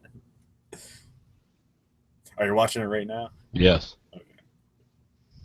I mean, Killer Croc does look pretty good, but same time, like there's other shit in the comic books. Like he was like never in Belle Reve. He's actually like been in the sewers of Gotham, like his almost sub city, protecting like citizens and stuff. So he's almost more like a hero now. So that's kind of a weird choice for me. But other than I can't even remember the other ones really in the trailer. I don't know anything about El Diablo. Oh, El Diablo is like he has all these tattoos that come to life and fire Oh, okay. and stuff. The other guy, Australian guy, is he Captain Boomerang in that? Yeah, it's Captain Boomerang. Okay, that's what I thought he was, but he doesn't have like the beanie and the scarf and the fucking overcoat the other guy he always does. Yeah. So that's why I was thrown off. I was like, oh, maybe they're just making him look cooler because he's really gay. Well, there's the dude who played the Wind Talker in Wind Talkers. He plays some dude called Slipknot, who's basically another mercenary with a bunch of Slipknots on him. And then there's Enchantress. There's Rick Flag. That's the Joel Kinnaman guy, RoboCop / the Killing guy. Oh, okay. And then I can't think of anybody else. That's pretty much everybody. Yeah, because I know supposedly, I mean, in the comic books, Deadshot is supposedly the leader, but he gets demoted time and again and promoted again. And Well, Rick Flag is technically always the leader Oh, because he's the only one. He's actually like works for like the army, and he's kind of supposed to keep everybody in line. Amanda Waller, she's the one who basically has the bomb on everyone's button, or has the button on everyone's bomb. I was like, the bomb Bomb on a button. Don't touch that button. There's a bomb on it. So, Ant-Man. Yep. I saw this tonight with my son. You said you saw it, right, Andrew? Yeah, I saw it this afternoon with my wife. Yeah. Oh, okay. So, what did you think of it? I liked it. I mean, obviously, it's not serious tone like the other Marvel movies have been so far. I mean, the Avengers has some light moments, like joke stuff. This one's very much lighter, but still a serious tone somewhat. The only part I was confused by, not because it didn't make any sense logically, but, the end part of the movie where, like, the building's going to blow up and kind of implodes and it collapses on itself. Mm-hmm. Like, the guy, he, like, punches out, like, 6-7 guys in the building, and he just leaves them there. But, like, the guy he ties at the beginning, he goes back and, like, I got to save him. He can't die in the explosion, but I don't see anybody else getting saved that's been knocked out or shot or whatever sitting on the ground. Apparently, they're all expendable. Well, they just had to show one redemptive act, Apparently. and that makes him a good guy. Yeah, this movie had a very different tone to it. It was It was kind of funny, almost seemed kind of Guardians of the Galaxy-esque. I didn't know anything about this. I'm trying to look for the word. Unless you're self-effacing, the word you want to use, where they're like, "Yeah, Ant-Man, that's ridiculous. I'm Ant-Man." Yeah, that was. Well, didn't they have some comment like he made? Why did you pick Ant-Man? It's like, well, because Iron Man was already taken, or there was some. I don't remember if that was in a trailer or actually in the movie. I think it was in a trailer or something about, like, why'd you pick Ant-Man? And it was like, oh, it was already chosen or something like that. Like, it wasn't his choice. But I don't think I remember seeing that in the movie necessarily. I know there's parts where he, like, introduces himself, like, hey, I'm Al, or whatever. And it's like, when he's battling the Falcon or whatever, it's like, says his name, like, did he just do that? Like, yep, he did. Like, well, I didn't even realize this took place in the Avengers universe until I watched the movie. Because I don't know anything about comic books. So. Well, I mean, he does mention, like, the end of the second Avengers movie, or Hank Pym, where it's like, well, it's not like we're, lowering cities to the ground like that. Yeah. So, I mean, it obviously is supposed to take place after that, and the warehouse he goes to is the Avengers base. It's in the end of the Avengers movie. Well, in the Ultimates comic book, they had Ant-Man in it, but he was kind of different. He could shrink. Most of the time, he could grow bigger and do things. And so he wasn't just Ant-Man, he was also Giant Man. Oh, okay. Yeah, that was something in the comic books, too. I mean, that it talks about, you remember how it goes subatomic or whatever in the movie? Yeah. Yeah. And, like, that's another thing in the comic books. Like, he figures out he can have a whole school for people to learn how to use their superpowers, like hidden in a grain of nothing in another galaxy in a neutron or whatever. And that way it's like super secret or whatever. So obviously in the comic books, like, even though Hank Pym says, like, oh, my wife went subatomic and she's never coming back and she's just, gone. There's no way to get back to her. Nobody knows anything. Obviously somebody figured something out at some point. So it's, I don't know, it's a weird thing. Like, Hank Pym's the one that creates Ultron, and Hank Pym is the one that does a lot of stuff between Pym particles, a lot of different tech and stuff in the Marvel Universe. So it's kind of weird that this is kind of the starting off point with him. Like, they gave Ultron to Tony Stark for some reason, and Bruce Banner, which I've still didn't really like. But then again, it's easier than explaining who the hell Hank Pym is in the Avengers movie, and then giving him background and all this other stuff. So Yeah. It's the first movie I've seen Michael Douglas in a while. Oh yeah, I thought he took a break because of something. Yeah, throat physical. cancer. Okay. Oh, okay. Well, that'll do it. Well, actually, he played Liberace. Yeah, too. Oh, behind yeah. the Candelabra. Yeah, I meant to watch that Candelabra? movie and I always forget about it. Is that when did anybody see that one? Is that any good? No, I just hear Yeah, it's it is. good. It's good. That's what I was saying. It's Weird. like, there's gay people in it, so I'm not going to watch it, at least not with anybody else. It's that stupid macho bullshit that like keeps you from watching it. It's like it's why people don't watch Magic Mike, even though it's a good movie. Someone watches me seeing that, then that's gonna make then they're gonna think weird it would things be about awkward me. for me to watch Mad Now, Men and explain to me what Magic Mike is. It's just a male stripper movie, but there's a bit more interesting character development for at least for Magic Mike. Everyone else is a two-dimensional character, but Magic Mike himself is an actually interesting three-dimensional character. Okay, because that's one with Channing Tatum is in it, and Matthew McConaughey, right? Yeah, it's directed by Steven Soderbergh. Oh, is it? Okay. Yeah. So it's got chops on it. I haven't seen it, but I don't really know anything about it either. Yeah, he's like a carpenter in the daytime, and he like makes his own furniture and stuff. So he's trying to make enough money to have his own business, and then in nighttime he's a stripper. Oh, okay, like a Chippendale guy, huh? Yeah. Oh, okay. Huh. Yeah, I don't know anything about that one, but anyway. And there's a sequel, Magic Mike XXL. Oh, okay. for some reason it had to be extra large. Yeah. Yeah, Ant-Man was kind of a surprise, though. Me and Grayson enjoyed it more than we thought we would. Yeah. It's been kind of a desert this summer for movies, so. Yeah, because me and my wife wanted to see Trainwreck as well, but we didn't have time today, so. Yeah, I hear that's good. Actually, I hear like almost every movie that came out this weekend was good. Oh, okay. Or at least if you go to Rotten Tomatoes, everything has like a fresh rating. Because even that new Ian McKellen Sherlock Holmes movie came out, and apparently it's good. So that just looked sad to me. Mr. Holmes. Yeah. Because he's losing his mind. Yeah.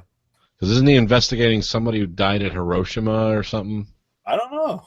Yeah, I thought it was something like that. I thought it was more like the story of the author of Sherlock Holmes more than anything else. No, it's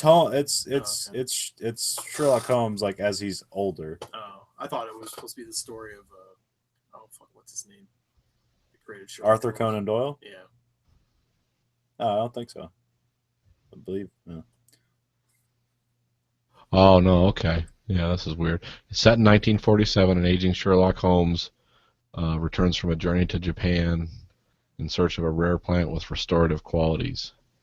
He witnessed the destruction of nuclear warfare, and now he's back at home in the north of England, and a boy helps him solve the one case he couldn't solve because he's basically has dementia. So he just needs to rely on the boy to help him. Popping into my head. This one case he can never solve. Why does my dick get erect around young boys? Jesus Christ. No, I don't think that was the that wasn't the story. Sorry, I don't know why that popped in my head when I thought. Why as soon did as that said pop young in your boy head? helps him solve a case he's never solved. I'm like, pedophilia, go. No, that didn't wasn't part of the story, unfortunately. Unnamed character that helps him solve the one case he couldn't solve. Because Watson's dead now. It's not shocking. I don't know if he's dead. I'm just assuming if like some kid's helping him solve a murder, Watson's apparently not around. Well, yeah, he was like in his 90s. Yeah. Okay, so True Detective. This week's installment, Down Will Come, ended with a kind of a Heat-style shootout.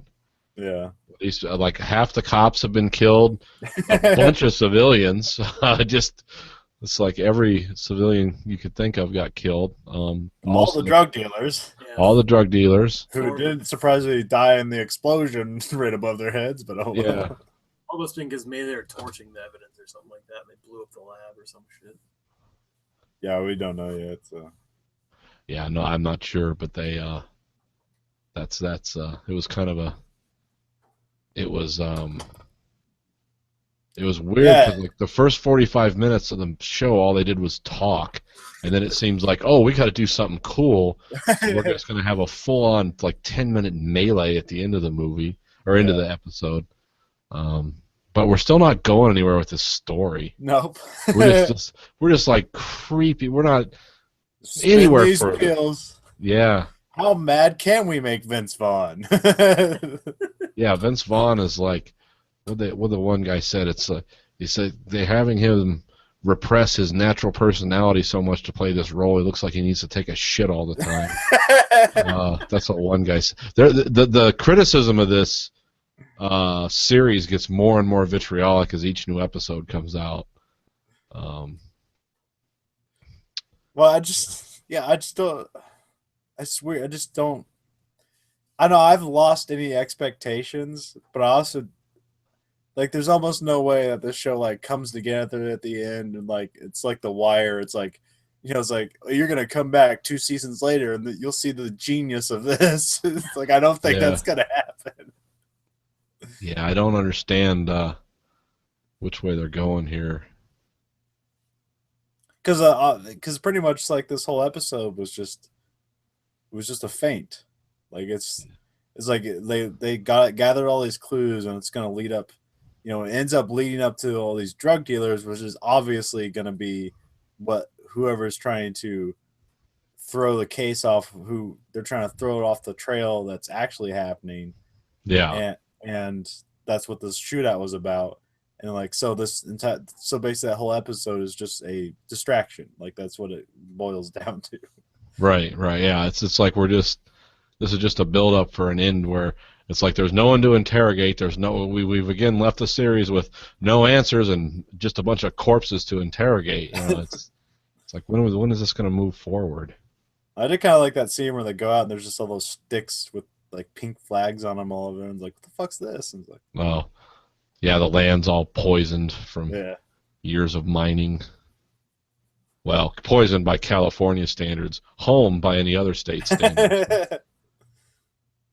Well, I just like the end of the episode after the gunfight when Paul's character seems the most put together because obviously he's seen combat before. Everybody else, like... Well, that's the only time it feels natural. Yeah, I know. Everybody else is just like... Now it's time for the gay sex. Yeah, I'm still not sure exactly. I'm pretty sure, yeah. Ray, get your pants off. What? Oh, nothing. Never mind. That was also kind of weird to me. It's like, yeah, somehow in all the rape, torture, and innocent civilian murder in Afghanistan and Iraq, he found time to be at this lovely village where he could be gay with his teammate or whatever. Then they want to go back there or whatever. The other teammate wants to go back there, whatever his name was. But no, I like the end of the episode where everybody besides Paul is pretty much like grasping at straws, like, what the fuck just happened? This is horrible. Like, well, they managed to kill about everyone in the fucking town. I mean, yeah, I know. Especially these drug dealers. They have these shootouts that only happen in Hollywood, where all the bad guys have fully automatic weapons with endless amounts of ammunition. It's never really happened in America before, but these guys are going to rush in and deal with it. Well, also, like, they didn't really react until like they kind of like everything was done, and they started to think about everything, and then they were like, "Oh fuck!" Because also remember, if there's a news camera like by a church or talking to protesters like 10 feet away from what's going on here, so obviously this isn't going to be pushed under the rug. Like this is already on the news. And a city bus full of people was also used as a target backstop for both sides. And everyone's everyone's about to get fucked too, because the mayor used his connections to make sure that woman's the lead detective, that her career gets derailed.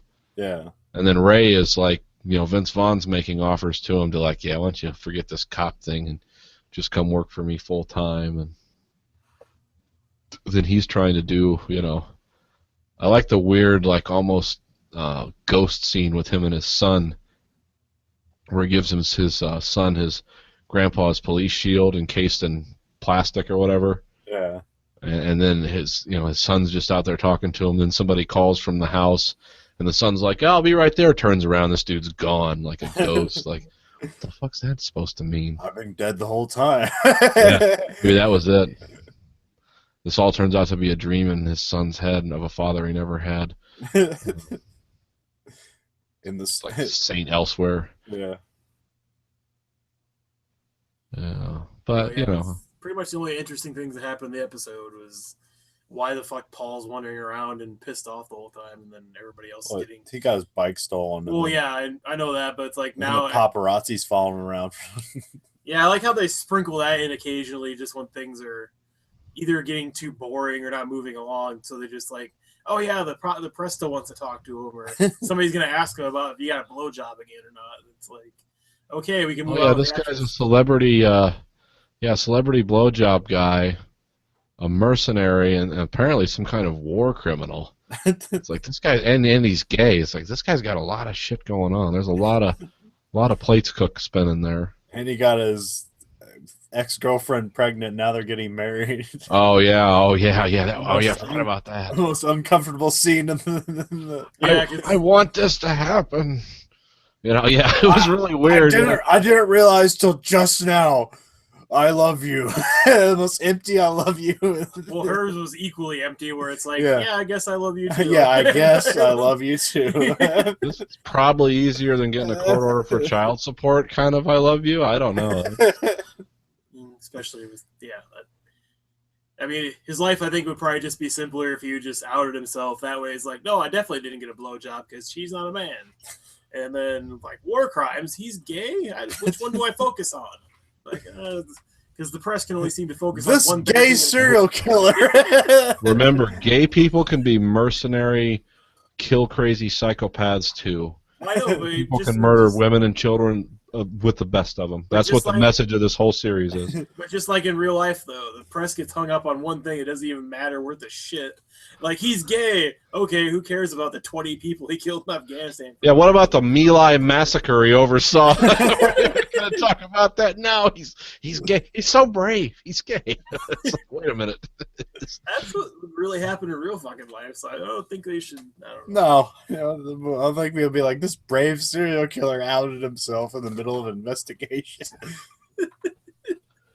Yeah, he would win the support of everyone. It's just like, wouldn't matter if they boiled babies alive in acid. You know, it's like, oh yeah, he's gay. Well, he's a good guy then. Wait a minute, this woman gave birth to a child and they threw it right into a wood chipper. It was like a war show. Doesn't matter. He's a hero.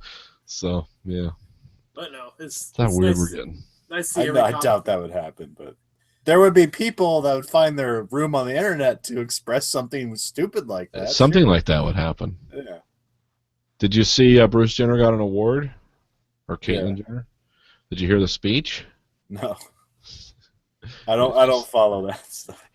I don't either, but sometimes it gets presented to me like a cat turd on the porch, and Well, I so know, I saw Caitlyn the- Jenner walks up to stage to get this award, and you know, it's like I said, he's a good-looking woman for someone that age. You know, he's got it all down, but then he goes to speak. He needs to get some speech things going because he's like, "Oh, thank you very much." You know, just like he was doing a parody of what a tranny sounds like when they talk. It's like, damn, dude, you got to work on this.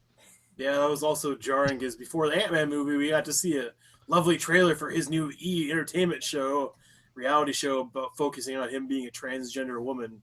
And the whole Oh, time, how he's getting a show out of this? yeah, There's he's a getting a show shock. out of it. It's Well, like he already had a show. He was just he's half part of it. Right?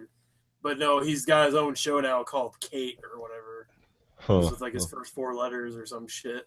And it was just like, as soon as I heard him talk, I'm like, that's not right.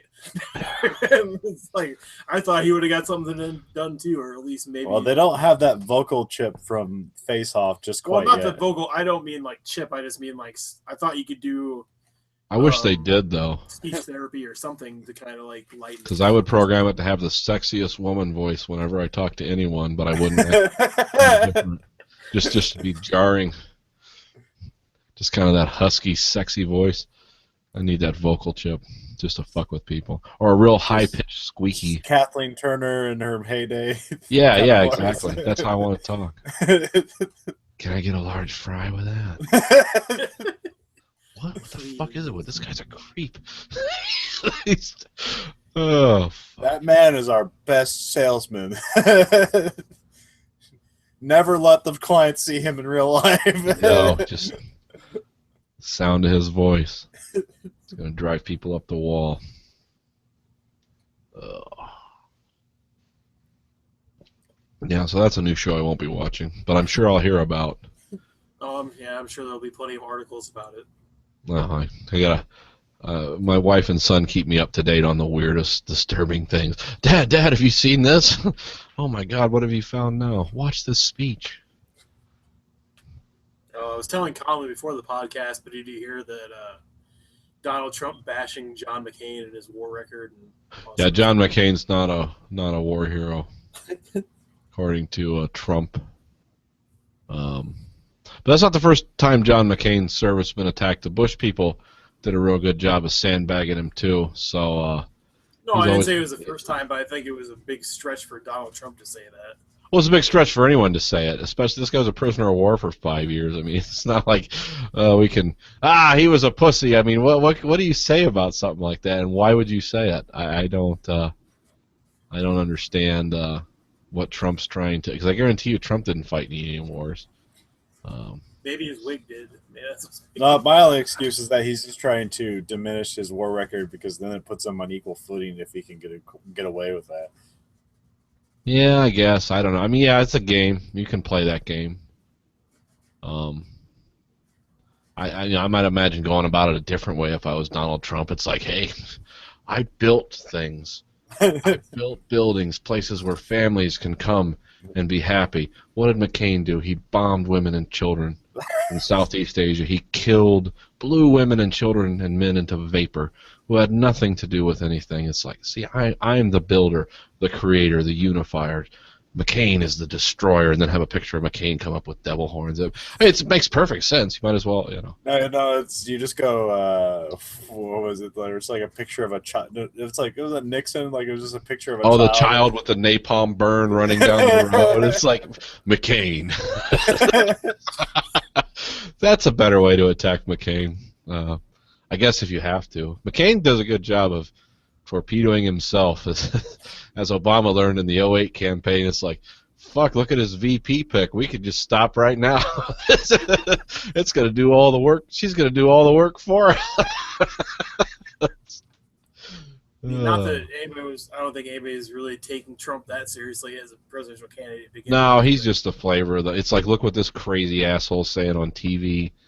He's only hurting himself every time he fucking talks. Losing all his this election's pretty much open season because, like, I don't think anybody is a clear favorite. No, there's nobody, there's no incumbent, so it's like just it's up for grabs. Well, there's like 9. And people seem to be tired with both parties, so like there's definitely probably some strong independent candidate out there eventually. Well, there's 12 Republican candidates, each one worse than the last. There's about 3 or 4 Democratic ones, and interestingly enough, they're all getting sandbagged by the far left at their rallies because the Enviro creeps came out and attacked Hillary, or not attacked, but they did the "we're going to shout from the audience until we get your attention" thing, talking about global warming or whatever shit those people worry about. Yeah. And then the Bernie Sanders and O'Malley were trying to have some, it was some liberal suicidal bake-off. Yeah. Oh, it was some left-wing think tank thing they were doing, and I think it was in Arizona, where they got the 15 left-wingers in Arizona together, and but they were shouted down and interrupted by the Black Lives Matter people, who read like names of all the black people killed for like 40 minutes. I don't know. It's just like both parties, the factions within them are the real crazy undercurrents coming out. It's interesting to see because Hillary was actually trying to explain to the tree people or whatever they are that's like because they want to advocate for some kind of radical anti-global warming agenda or whatever, which basically means we would all be enslaved and freeze to death in the winter.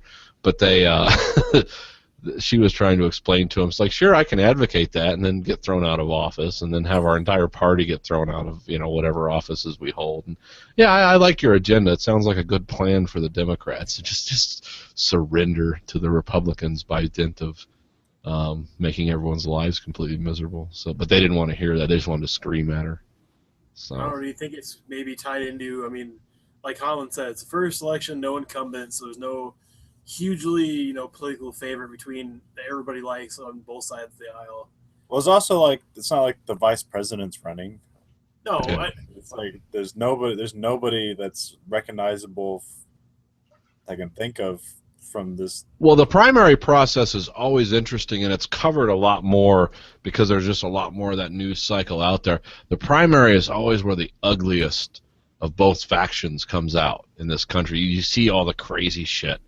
I mean, it's where candidates will yell the N-words. I mean, that doesn't happen anymore, but it used to happen. But a lot of the primary stuff, nobody knew anything about except the people on the state level. And then everyone, when it gets to the national level, once the primaries are won after Super Tuesday, then it kind of straightens up, and all the insanity goes away. Candidates quickly try to forget the things they said on the campaign trail,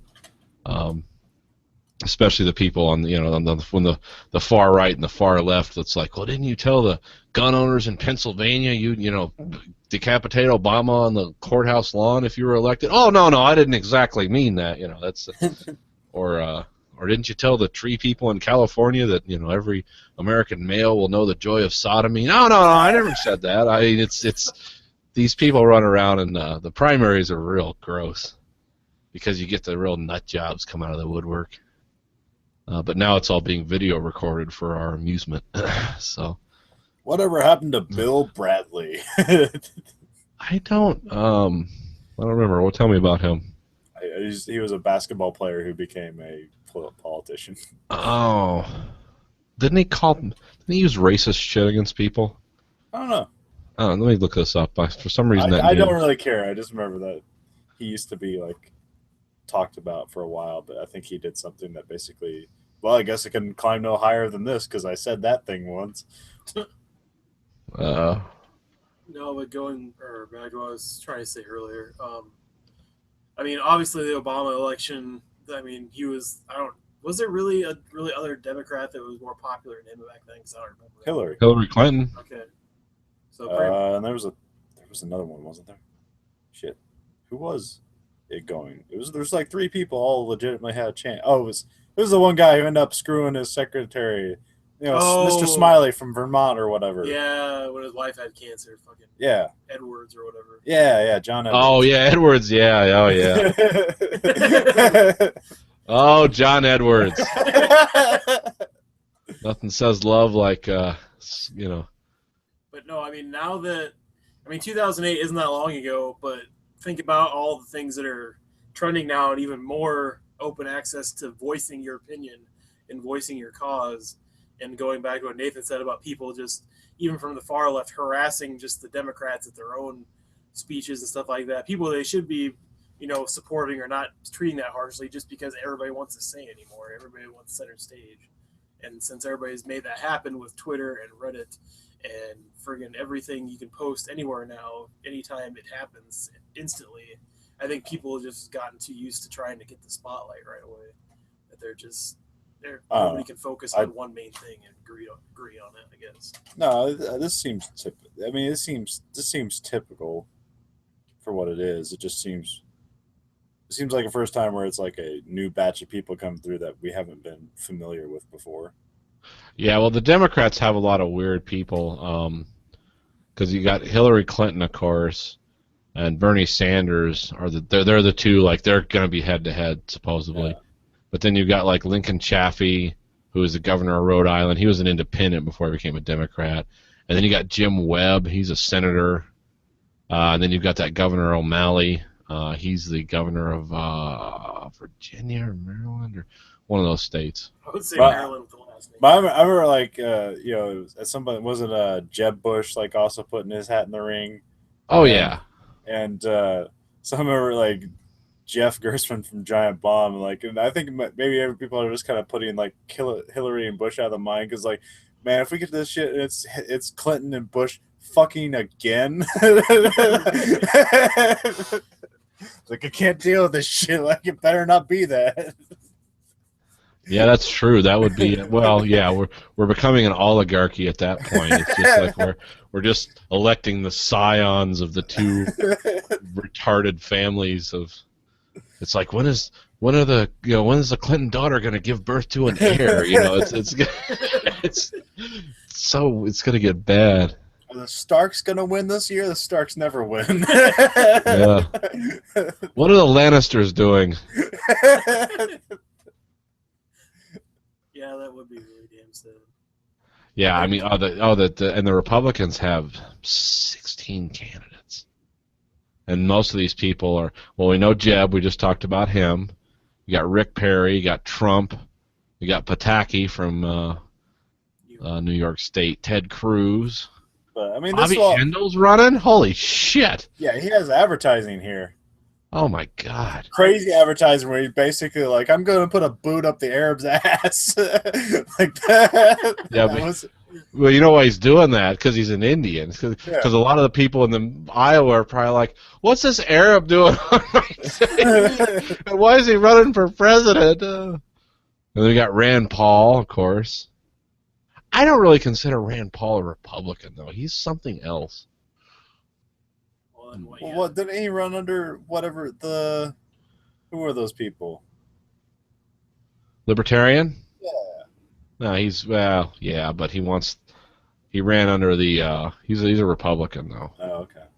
He wanted their funding at. See, all those libertarians want to be libertarians so they find out how much it costs to buy a Senate seat. Then they want the funding apparatuses of the big parties. What was in that? What they call? What was the? I don't know, like the catchphrase for them that they were at the time. Rand Shit. Paul? Yeah. What Oh. are those people? God damn it! Like gold or gun something? I can't remember. God damn. Gold guns and No, there's a phrase for them, but that for some reason, guns and gold are flashing in my mind. Oh well. Because they were like the something ers. Tea Partiers. Yeah, that's it. Oh, Okay, yeah. That's what I thought when he said something ers, but I'm like, you said gold and guns. That doesn't really mix. Yeah, I don't know. Yeah, it's kind of the same thing. Yeah, gold guns, tea. It's all crazy. Rich Then you got gets me- Carly Fiorina, the lady who drove Hewlett Packard into bankruptcy and got fired. Let's let her run for president.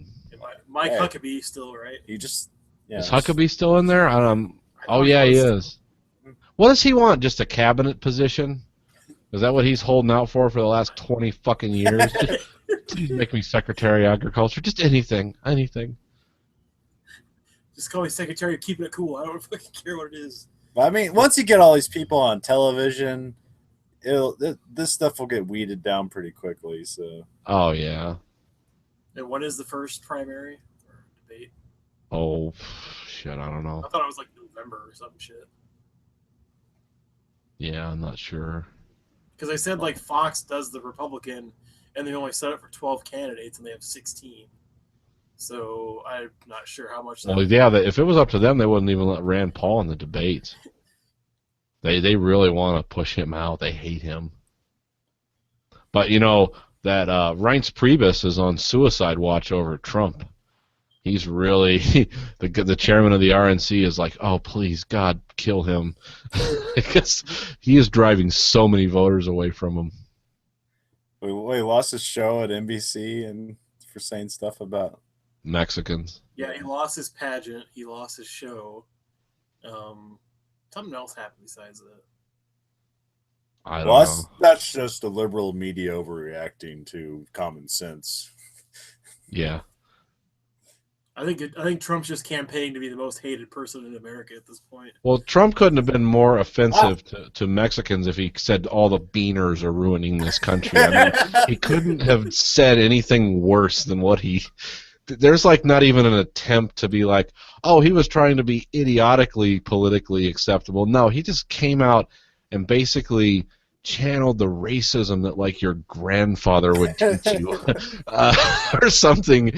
And he said it. Yeah, Yeah. that's, I don't know, like maybe if he's just not censoring himself, or if this is some weird calculated effort. Like no, this is really resonating with the people that are really quiet. Like this is the silent majority. Yeah, that this makes is that it- silent majority we're gonna tap. Silent majority of idiots. No, I think there's two things going on with him. Number one, he's Donald Trump, and he's surrounded himself with nothing but yes men his whole life. So he's got a bunch of people around him. It's like, you tell him, Donald.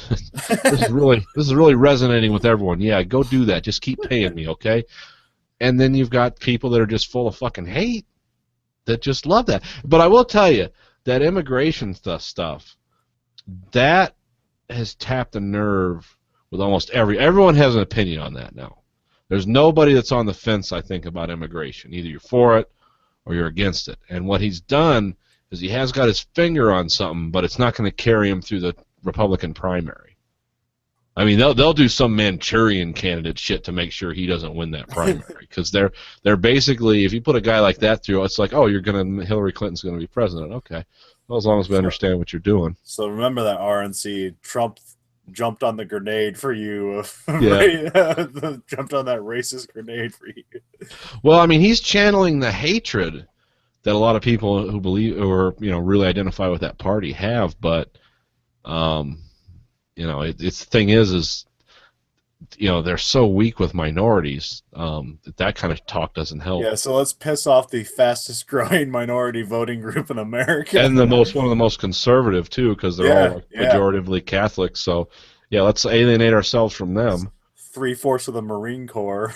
Yeah, I like how Trump was confident he'd win the Latino vote if he was a Republican candidate. He's like, I'll win the Latino vote. Oh, well, yeah, guys like that believe everything, because he you know what he has that we don't? He has like 1 billion stacks of green paper. So that makes everything he does fucking brilliant, right? We're going to find out. I mean, these guys, they get so full of themselves. What's this guy going to be like? Can you imagine this guy as president? What happens if a guy like Putin calls him? Like disagrees with him. Like, no, you're not going to do that, Donald. No matter what you think, I'm not going to give him. I think you're going to slam down the phone, nuke him. I mean, where are we going with this guy? I think maybe this works. I don't know, some level I'm thinking of, but we know too much, and Donald Trump has been in the public eye too often, so we know too much about him for us to legitimately give him a shot for the presidency. Because the thing about like a lot of presidents is like, the time you get to know them is when they're president. You don't like, hey, I know this guy, we made him president. Like, that never seems to happen. No. Well, not with people like us. With billionaires it does. But, well, the thing about Trump, it's like I'm on his website. He doesn't even have, like, oh, this is my, what do you call that?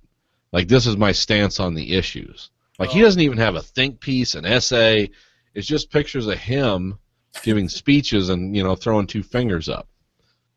So that's interesting.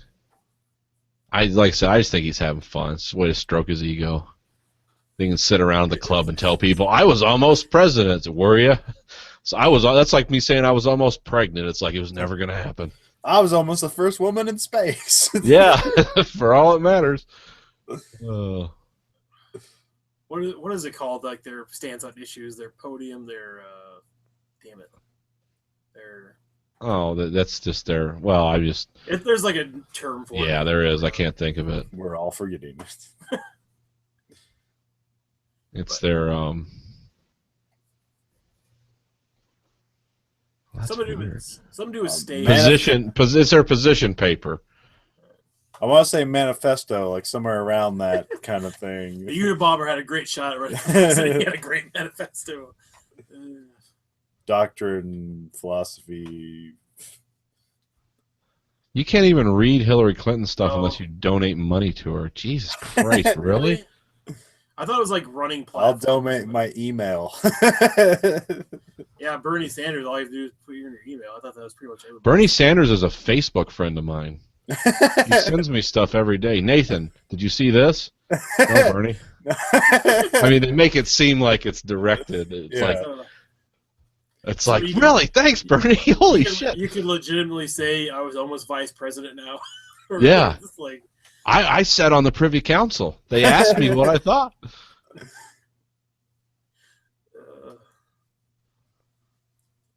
don't know. Me and Bernie Sanders' social media conglomerate. Yeah. The only thing that scares me about Bernie Sanders is the climate change stuff. Everything else I like. Oh, what's his stance on climate change? It's fucking cap and trade. It's a nightmare. It's just. I hope that doesn't make it through to the. I doubt he'd win the primary, but if he did, I hope that gets dropped pretty quickly. Because Barack Obama pushed that for 2 years too. That was his big campaign thing too, and then that just vaporized. Because you realize it's like, happy voters are not going to be people paying $600 a month to heat their house. That's not going to be a happy electorate. Well, they don't call it. They don't even call it cap and trade. They call it. Now it's carbon tax. Yeah, get away from that, Bernie. Never gonna win with that shit. They should just call it carb tax and make it like. They're coming after my potato chips. Yeah, it's fat and it's carbon, but you don't know the difference. Can you imagine how unpopular? It's like we're going to come up with a fat tax. A value-added tax? No, not a VAT tax. A fat tax. If you like fried chicken, you're gonna get fucked. What if they taxed you? Taxed? Wow, I haven't even drank that much. Holy shit! What if they taxed you based on your tax you? They tax body me too weight. much. Can you imagine how fucked this country would be? I mean, I'd be in the poorhouse. I remember some statistic, but that's how statistics work, is they can make anything work. Is that if America lost 1 pound, like everybody lost 1 pound, it would solve all of our oil crisis. Why? Just because the car would have to carry less weight. Oh, okay. I mean, I can see that. Looking into the fat tax, I mean, maybe if I wasn't so fat, my air conditioning would be running so much because I wouldn't be so hot. I mean, really, that solves the energy crisis right there. No, that's not true, because when I weighed 180 pounds, I had an air conditioner next to my bed that was like 50,000 BTUs. Remember that one, right, Conlon? Yeah. I had an air conditioner in your window that like most people would use to heat their house, because I could not stand the heat. But see, the thing is, I worked in like steel plants and heat treating facilities. So when I worked, I was working in 120-degree heat. So when it was time for me to stop working, I wanted to be cool.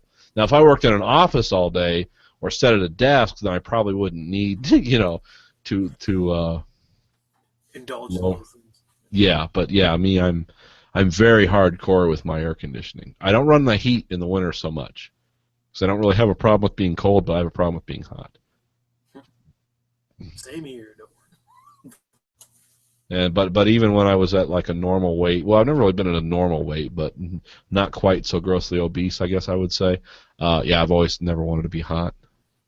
Cold didn't bother me, but the hot always got to me.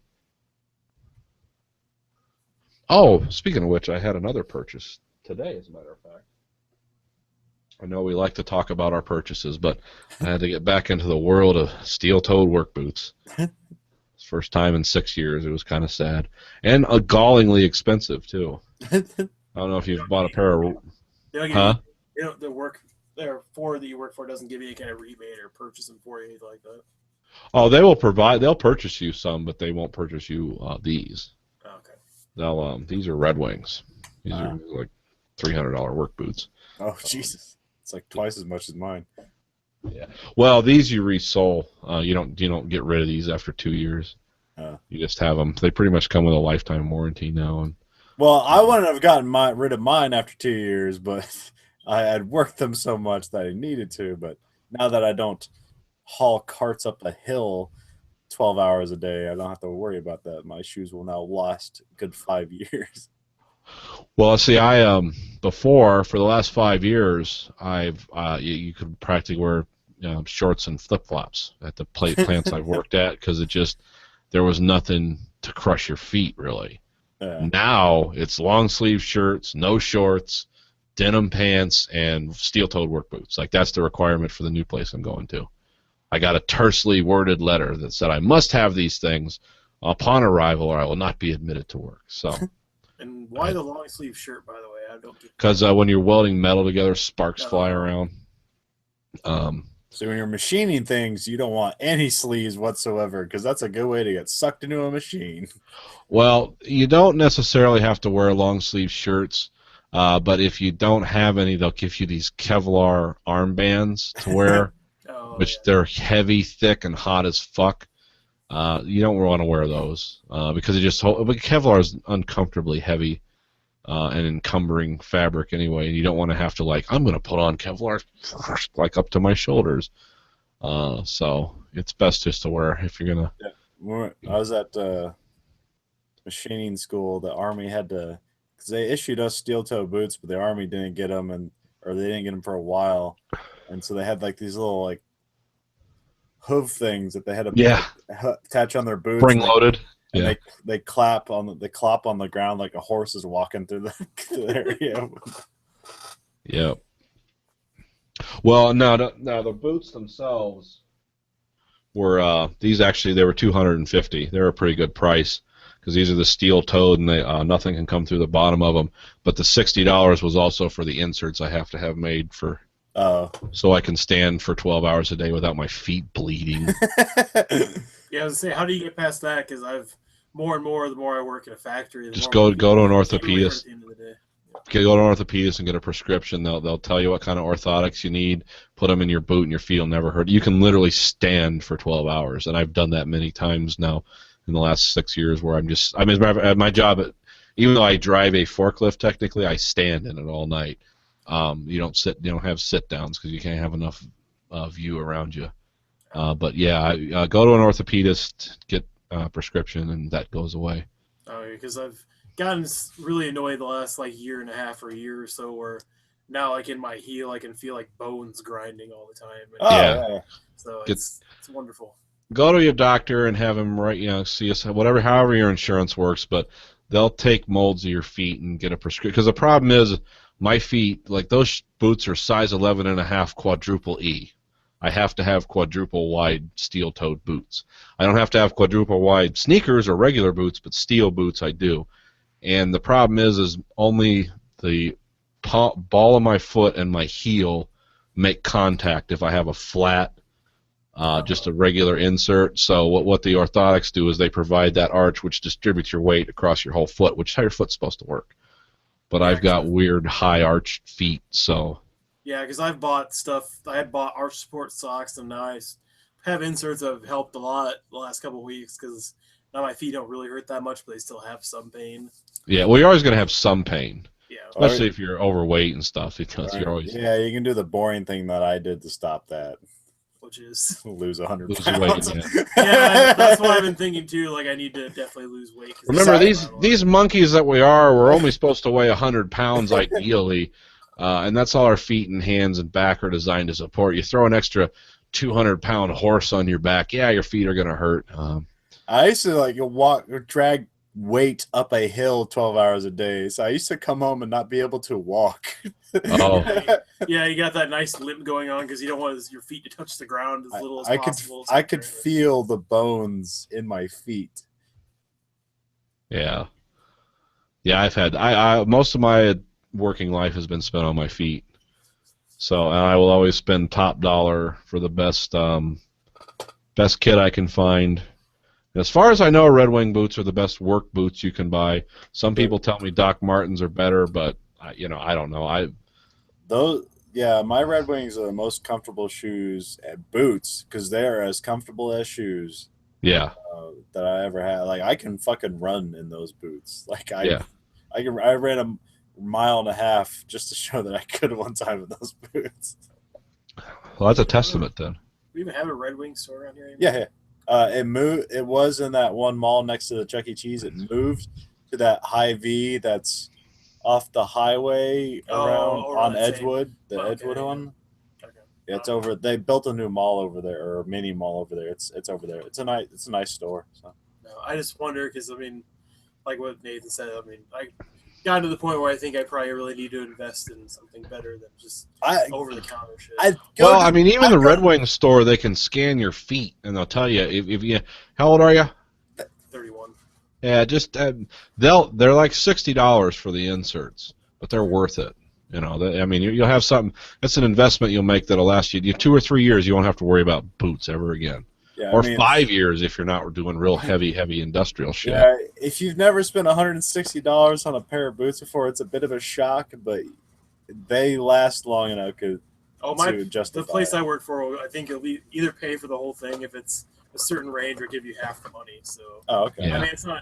It's something I should look into if they're going to actually cover most of the cost. The only reason I ever traded in and just got rid of my wings was one of the jobs I had. I worked around kind of a sulfur-based cutting oil, and that would get all over you, and it actually destroyed the leather. But it still took years for it to do it. So with just your standard work, with not being, most people aren't covered with sulfuric, sulfur-based cutting oils. It's probably not a problem. It turned the red shoes black. And also, they're legitimately waterproof. I mean, you can't submerge them and your foot's dry, but No, but I mean, I think I would really like it for also bonus with wintertime and shoveling and snow and stuff would be awesome.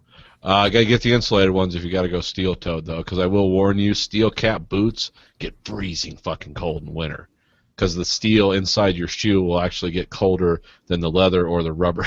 It's a weird effect, because it's like, why am I freezing from my toes up, but from my toes back perfectly warm? That's a strange effect. And also, if you get in a fight, at least if you're in Michigan, don't kick anyone with a steel-toed boot, because I'll charge you with attempted murder. I'm pretty sure it might be the same here. It's a deadly weapon. Well, if you're kicking, that's like hitting someone with a hammer. It's like you weren't trying to wound. Only if you kick them in the head. So. Okay. But yeah. Only kick him in the balls, God. It's like if you put a teacup on the end of a baseball bat. Yeah, exactly. Whack. But no, thank you.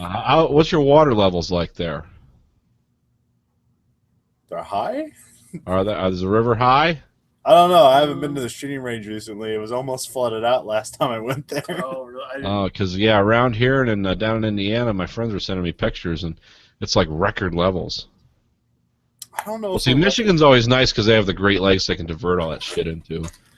Yeah, I mean, we've spent great effort since the city goddamn flooded to alleviate some of that stuff, and I haven't heard any. It's only when I go to that was it Lake McBride? Lake McBride seems high, but I don't see usually when you drive on 380. It's like how high the water level is. Are there any arches on the bridge? That's kind of how you judge. Oh, okay. I believe there's still arches on the bridge. So. Yeah, this road surface I'm driving on isn't almost completely plain with the surface of the water. I'm in good shape. See, there's bridges in Indiana. You remember Mississinawa in Indiana? The Mississinawa Dam and the bridges, the Red Bridge and all that around there, the really tall bridge. Yeah. It's all virtually like, here's the road surface and here's the water. It's literally that high. So. I just found if the city flooded, you drive on, because the only way across town was the interstate. It was like driving on that highway they have in like the Florida Keys. Oh yeah. Like the one from True Lies. Yeah. Except instead of just water, there's stuff above the water a Yeah. little bit. Yeah. Hey, there's Rapture. People, what's that? That's a guy in his motorhome. Holy shit! Hey. Yeah, but still surprising we never got past anything for the other side of the river. Only the one Quaker Oats is on. Did we get like a dike or anything like that to help hold back the water? The other side of town is screwed. Still, they didn't pass it. There's a bunch of different diverting things, but yeah, somebody's probably getting fucked the next time. Well, I mean, yeah, they're supposed to build things for like a 1,000-year flood or 10,000-year flood, but yeah, They they'll could- just pocket the money. well, By the time that happens, us and everyone we know will be dead. So fuck them. yeah. The flood we had was one of those like 10,000-year floods. Yeah, it's not like this happens every 3 years or something. I mean, it's not really shocking though they decided not to cover that side of the river since it's pretty much all residential. All the businesses, all the money is on the side they protected. Yeah, of All the course. other stuff's just people live here. Fuck them. Just humans. Fuck them.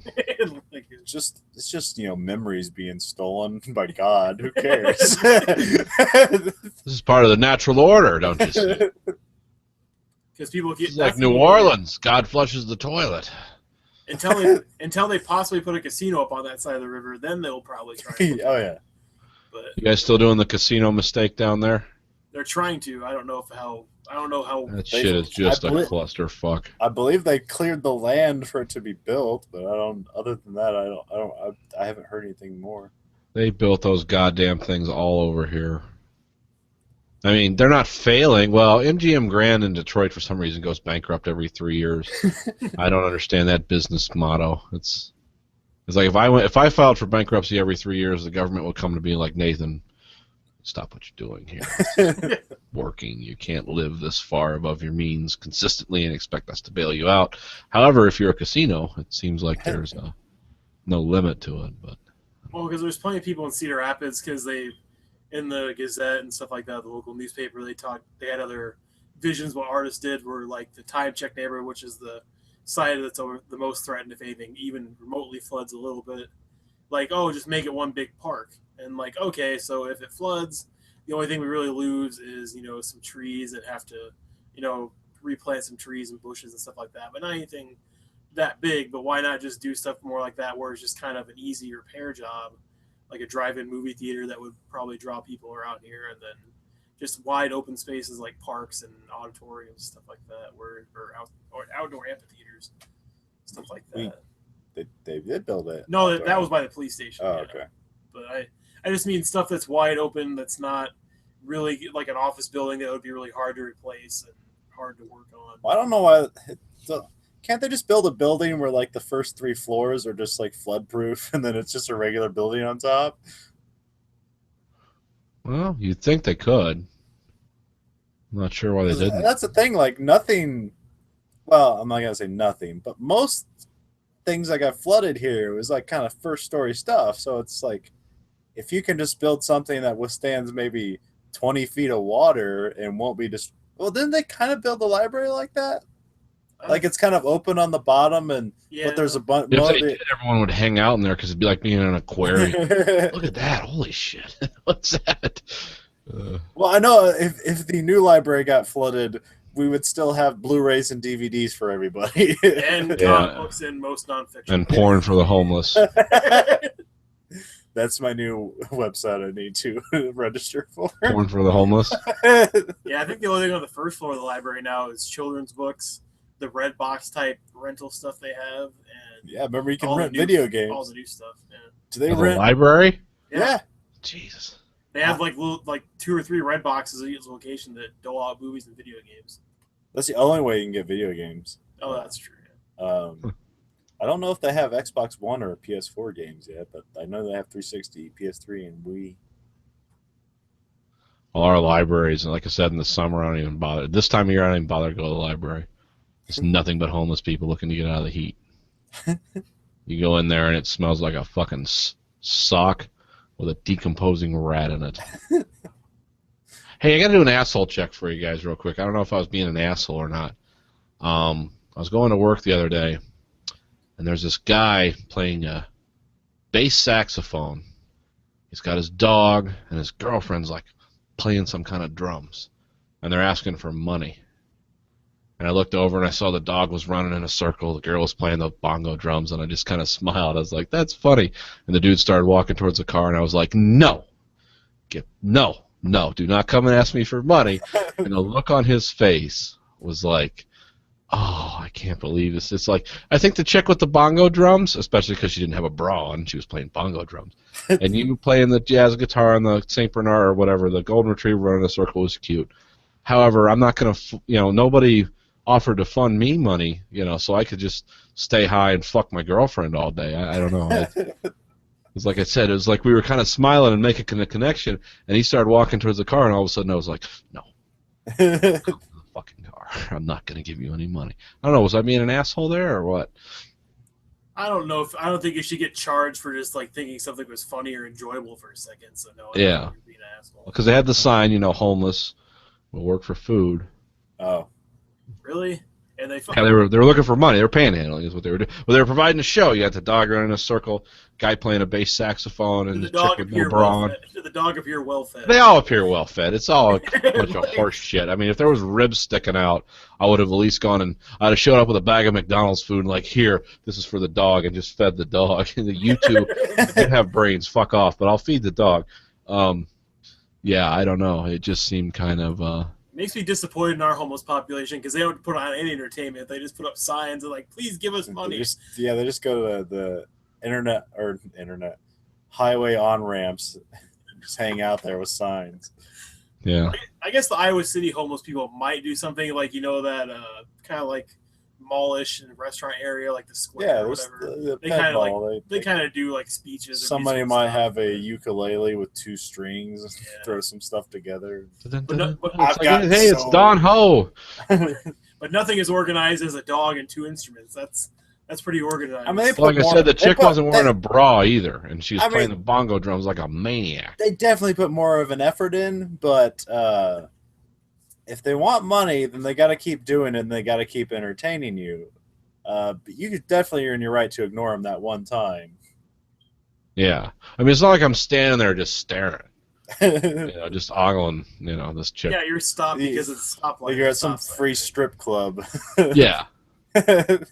Well, see, in the Ann Arbor area, homelessness, it's like they bring it to the next level here. People aren't just homeless here. They have a message they want to share with you. A story they want to tell. Indeed, because like I said, I'm famous for, it's like I'll listen to crazy people talk for hours, but then they hit me up for money at the end, and I'm always like, nah, I'm not interested. I just wanted to hear whatever crazy, because it was like an insurance salesman. It's like, God damn, I wasted my pitch. It's like, yeah, you did, but I just want to hear this story. But there's homeless people in Ann Arbor that were celebrities. It's like the guy that would wave at traffic all the time. It's like, hey, and he'd be playing like a child's toy instrument or whatever. It's like, oh, I know that dude. They made T-shirts and bumper stickers and everything. It's like, he's a fucking bum. What are you doing? Oh no, he's a special. He has gifts to share with us. Not the gift of deodorant apparently, but I don't know. Yeah, but homeless people around here, it's like it's next level stuff. They kind of got up their game because the winter here will kill you. You will die unless you find some place to go. So you better find a way to endear people. Because it's not like Hawaii where you can just live in the mango trees all year or something. A field of tauntaun carcasses. Oh yeah, absolutely. Especially, when it gets so cold that your heat never works in your car, it's like, I've been driving a half hour, the car's not warm yet. That's bad shit. But there's a controlled explosion going off inside of it. Still not warm. Yeah, it's still kind of only lukewarm. My windshield never defrosted. Well, plus that, and I used to work with a guy. Him and his wife did a lot of work with homeless shelters and knew some of the directors around here. And it was like, I wouldn't give anybody money that claims they're homeless because there's so many shelters and food programs in Cedar Rapids alone that nobody would be homeless or hungry at all. Oh yeah, absolutely. Ann Arbor has huge, massive homeless shelter. Nobody's left on the streets when it gets below. What's the cutoff temperature here? I think it's -5 or something. They gather everyone up. Way below freezing. Yeah, it has to be really bad because it has to be where it's like you can't live in a coat. No matter how much coat or sleeping bag you have. Like when animals freeze in mid jump, like let's. Yeah, when the raccoons are like on the wire, like they're just frozen. Yeah, and the saliva's like frozen coming out of their mouth. Yeah, you got to get the homeless guys off the street. Because Michigan's weird. Like, it doesn't have the horror winters that like Minnesota does, but we'll get those Alberta Clippers, and it'll be like -20 for a month. Like that's if that happens for a day, everyone's like, oh, it's cold. But when your windows inside your house are continuously frosted over for a month, that's when shit starts. Like, you're culling a population at that point. It's like, that has happened here a few times. It's like it doesn't, because we've had it to where you can ride motorcycles in December here, but then that wind will come in from Canada. It's almost like it's like a dark wind from Mordor or something. It's like, oh, here it comes, and all of a sudden you can't leave. I was doing my snowblowers one year, and my hands got really cold, and I had to come inside, and I left a coffee sitting on my toolbox. I came inside, took my gloves off, kind of ran my hands under warm water, exchanged them for warm, dry gloves, went back out into the garage. We're talking maybe 15 minutes. I go to drink my coffee, there's an ice film. Like, I was like, why is this not? Oh, shit. There's to poke holes in the top of it. It's maybe sitting out there 10 minutes. Like I said, it doesn't happen constantly, but when it does, it's like, wow, this is terrible. And then they have the infamous water main busts up here whenever that happens. Yeah. It's like, yeah, don't drive down 8 Mile and Gratiot. Holy shit! It's like a big fountain shooting up into the air, and where the water's moving, it's not freezing. But as soon as it lays down on the road, then it's just like forms this. Well, you remember the people were lava ice rink. yeah. Remember the people collapsed into the ice. They were driving their cars because a water main broke, and it broke under the ground in Detroit. And so all the soil underneath the road got washed away by the water main break. The road fell down into this hole, and then the water filled it up, and then it froze over because they turned the water off. And people were driving over it, not knowing it was fucking ice. and so they hit it with their cars, and all of a sudden, whoa, into the car, there's like a Taurus sticking out of the ice like this. It's like, how did this happen?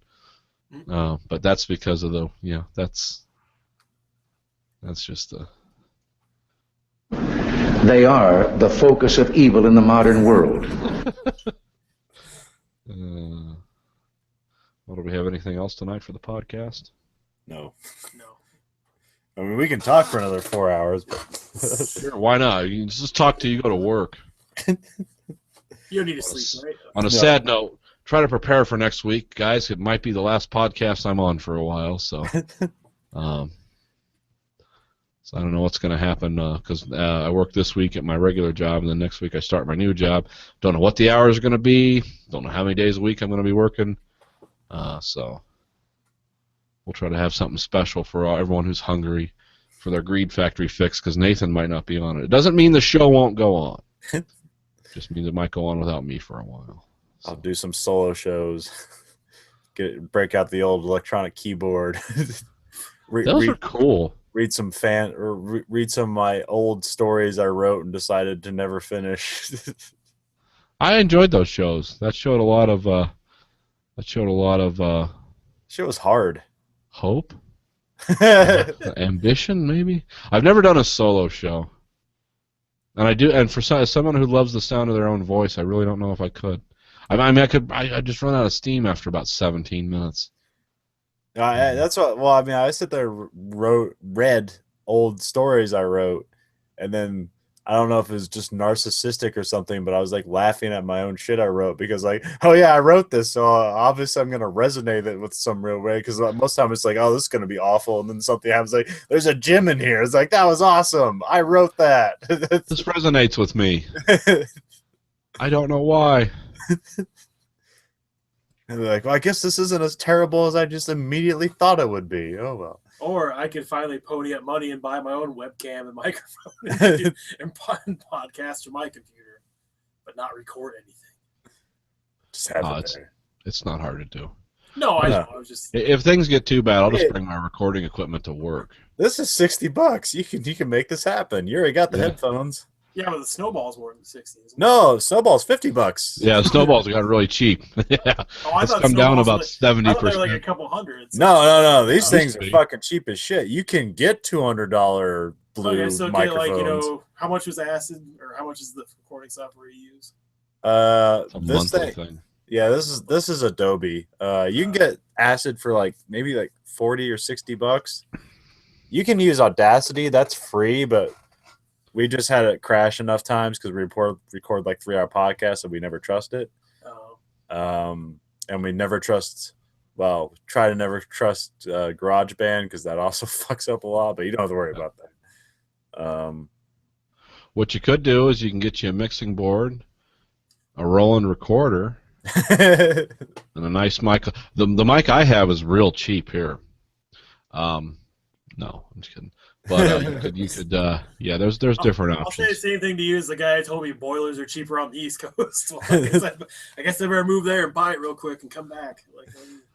Yeah, no, this is but yeah, I mean, you can get a condenser mic. I mean, this isn't a condenser. This is. I mean, for single person stuff, the blue microphone is and for just quick setup, nothing's better. But it's not as versatile because you can't like have all this fun mixer stuff with because it's just a USB plug-in, and you can't have multiple. Vibe on their holes, their precious holes. Yeah, you can't do that. Well, you can, but you have to do it from the computer. Crash and. Also, you can't have multiple mics because the computers only recognize one USB microphone at a time. So that's a consideration. But like, yeah, for a single use, No, I mean, this is like the quickest setup you can get for podcasting. and I've probably made This sure- ring thing, that's an extra. I don't know. Nathan gave that to me. I think that's like I $30 just or stabilize the something. mic so it 30, stays- 40 bucks. Yeah, you can knock it around. It'll probably show up in the recording. I've never knew what it was for. I just thought it kind of came. Yeah, see, you can see where like the Okay. if it kind of centralizes it, so like if something gets hit, it doesn't immediately vibrate and put that vibration into the sound, because that's what sound is, vibration. So we're not trying to get It is. yeah. Like, It's our interpretation of vibration. So technically, if a tree falls in the forest and no one's around to hear it, does it make a sound? Like, no, because no one's there to interpret the waves that go here and there as sound. Right. oh, your explanation always reminds me of somebody I was telling, or talking about physics to, or whatever. And I don't even know much about physics, but what I know is more than apparently this idiot knew, because he was talking about. I was like, oh yeah. Because we were all talking about the stupid YouTube video we saw about this guy trying to pull a tree stump out and the chain snapped and freaking took out his back window and broke up his tailgate and that. And I'm like, well, lucky he didn't rip the axle off or whatever. And then he was like, oh, you ever tried taking a tree stump out with the front end loader on a tractor? Just going like 60 miles an hour and just going, just hitting that thing. And he's like, I flew over the controls and onto the tractor. It was so hilarious. It's like, you fucking idiot. I separated my spine from my body. And he was like, oh, you just do stupid shit like that when you're in small town, rural Iowa or whatever. You just destroy shit. And it's like, yeah. It's trying to keep going along with the story even though you think he's an idiot, because it's like, you should have seen that one coming. Because I saw YouTube videos basically someone had like a front end loader with like a sofa in it and like with seatbelts on it, and like you move this front end loader a bit too fast and stop it a bit too quickly, and like you go flying forward and then just tip back, and that was their roller coaster. seems like something people around here would cook up to. So yeah. All right. All right. Well, anyway, this week for the American Greed Factory podcast, this is Nathan. Conlon. this is Andrew. Goodbye, America.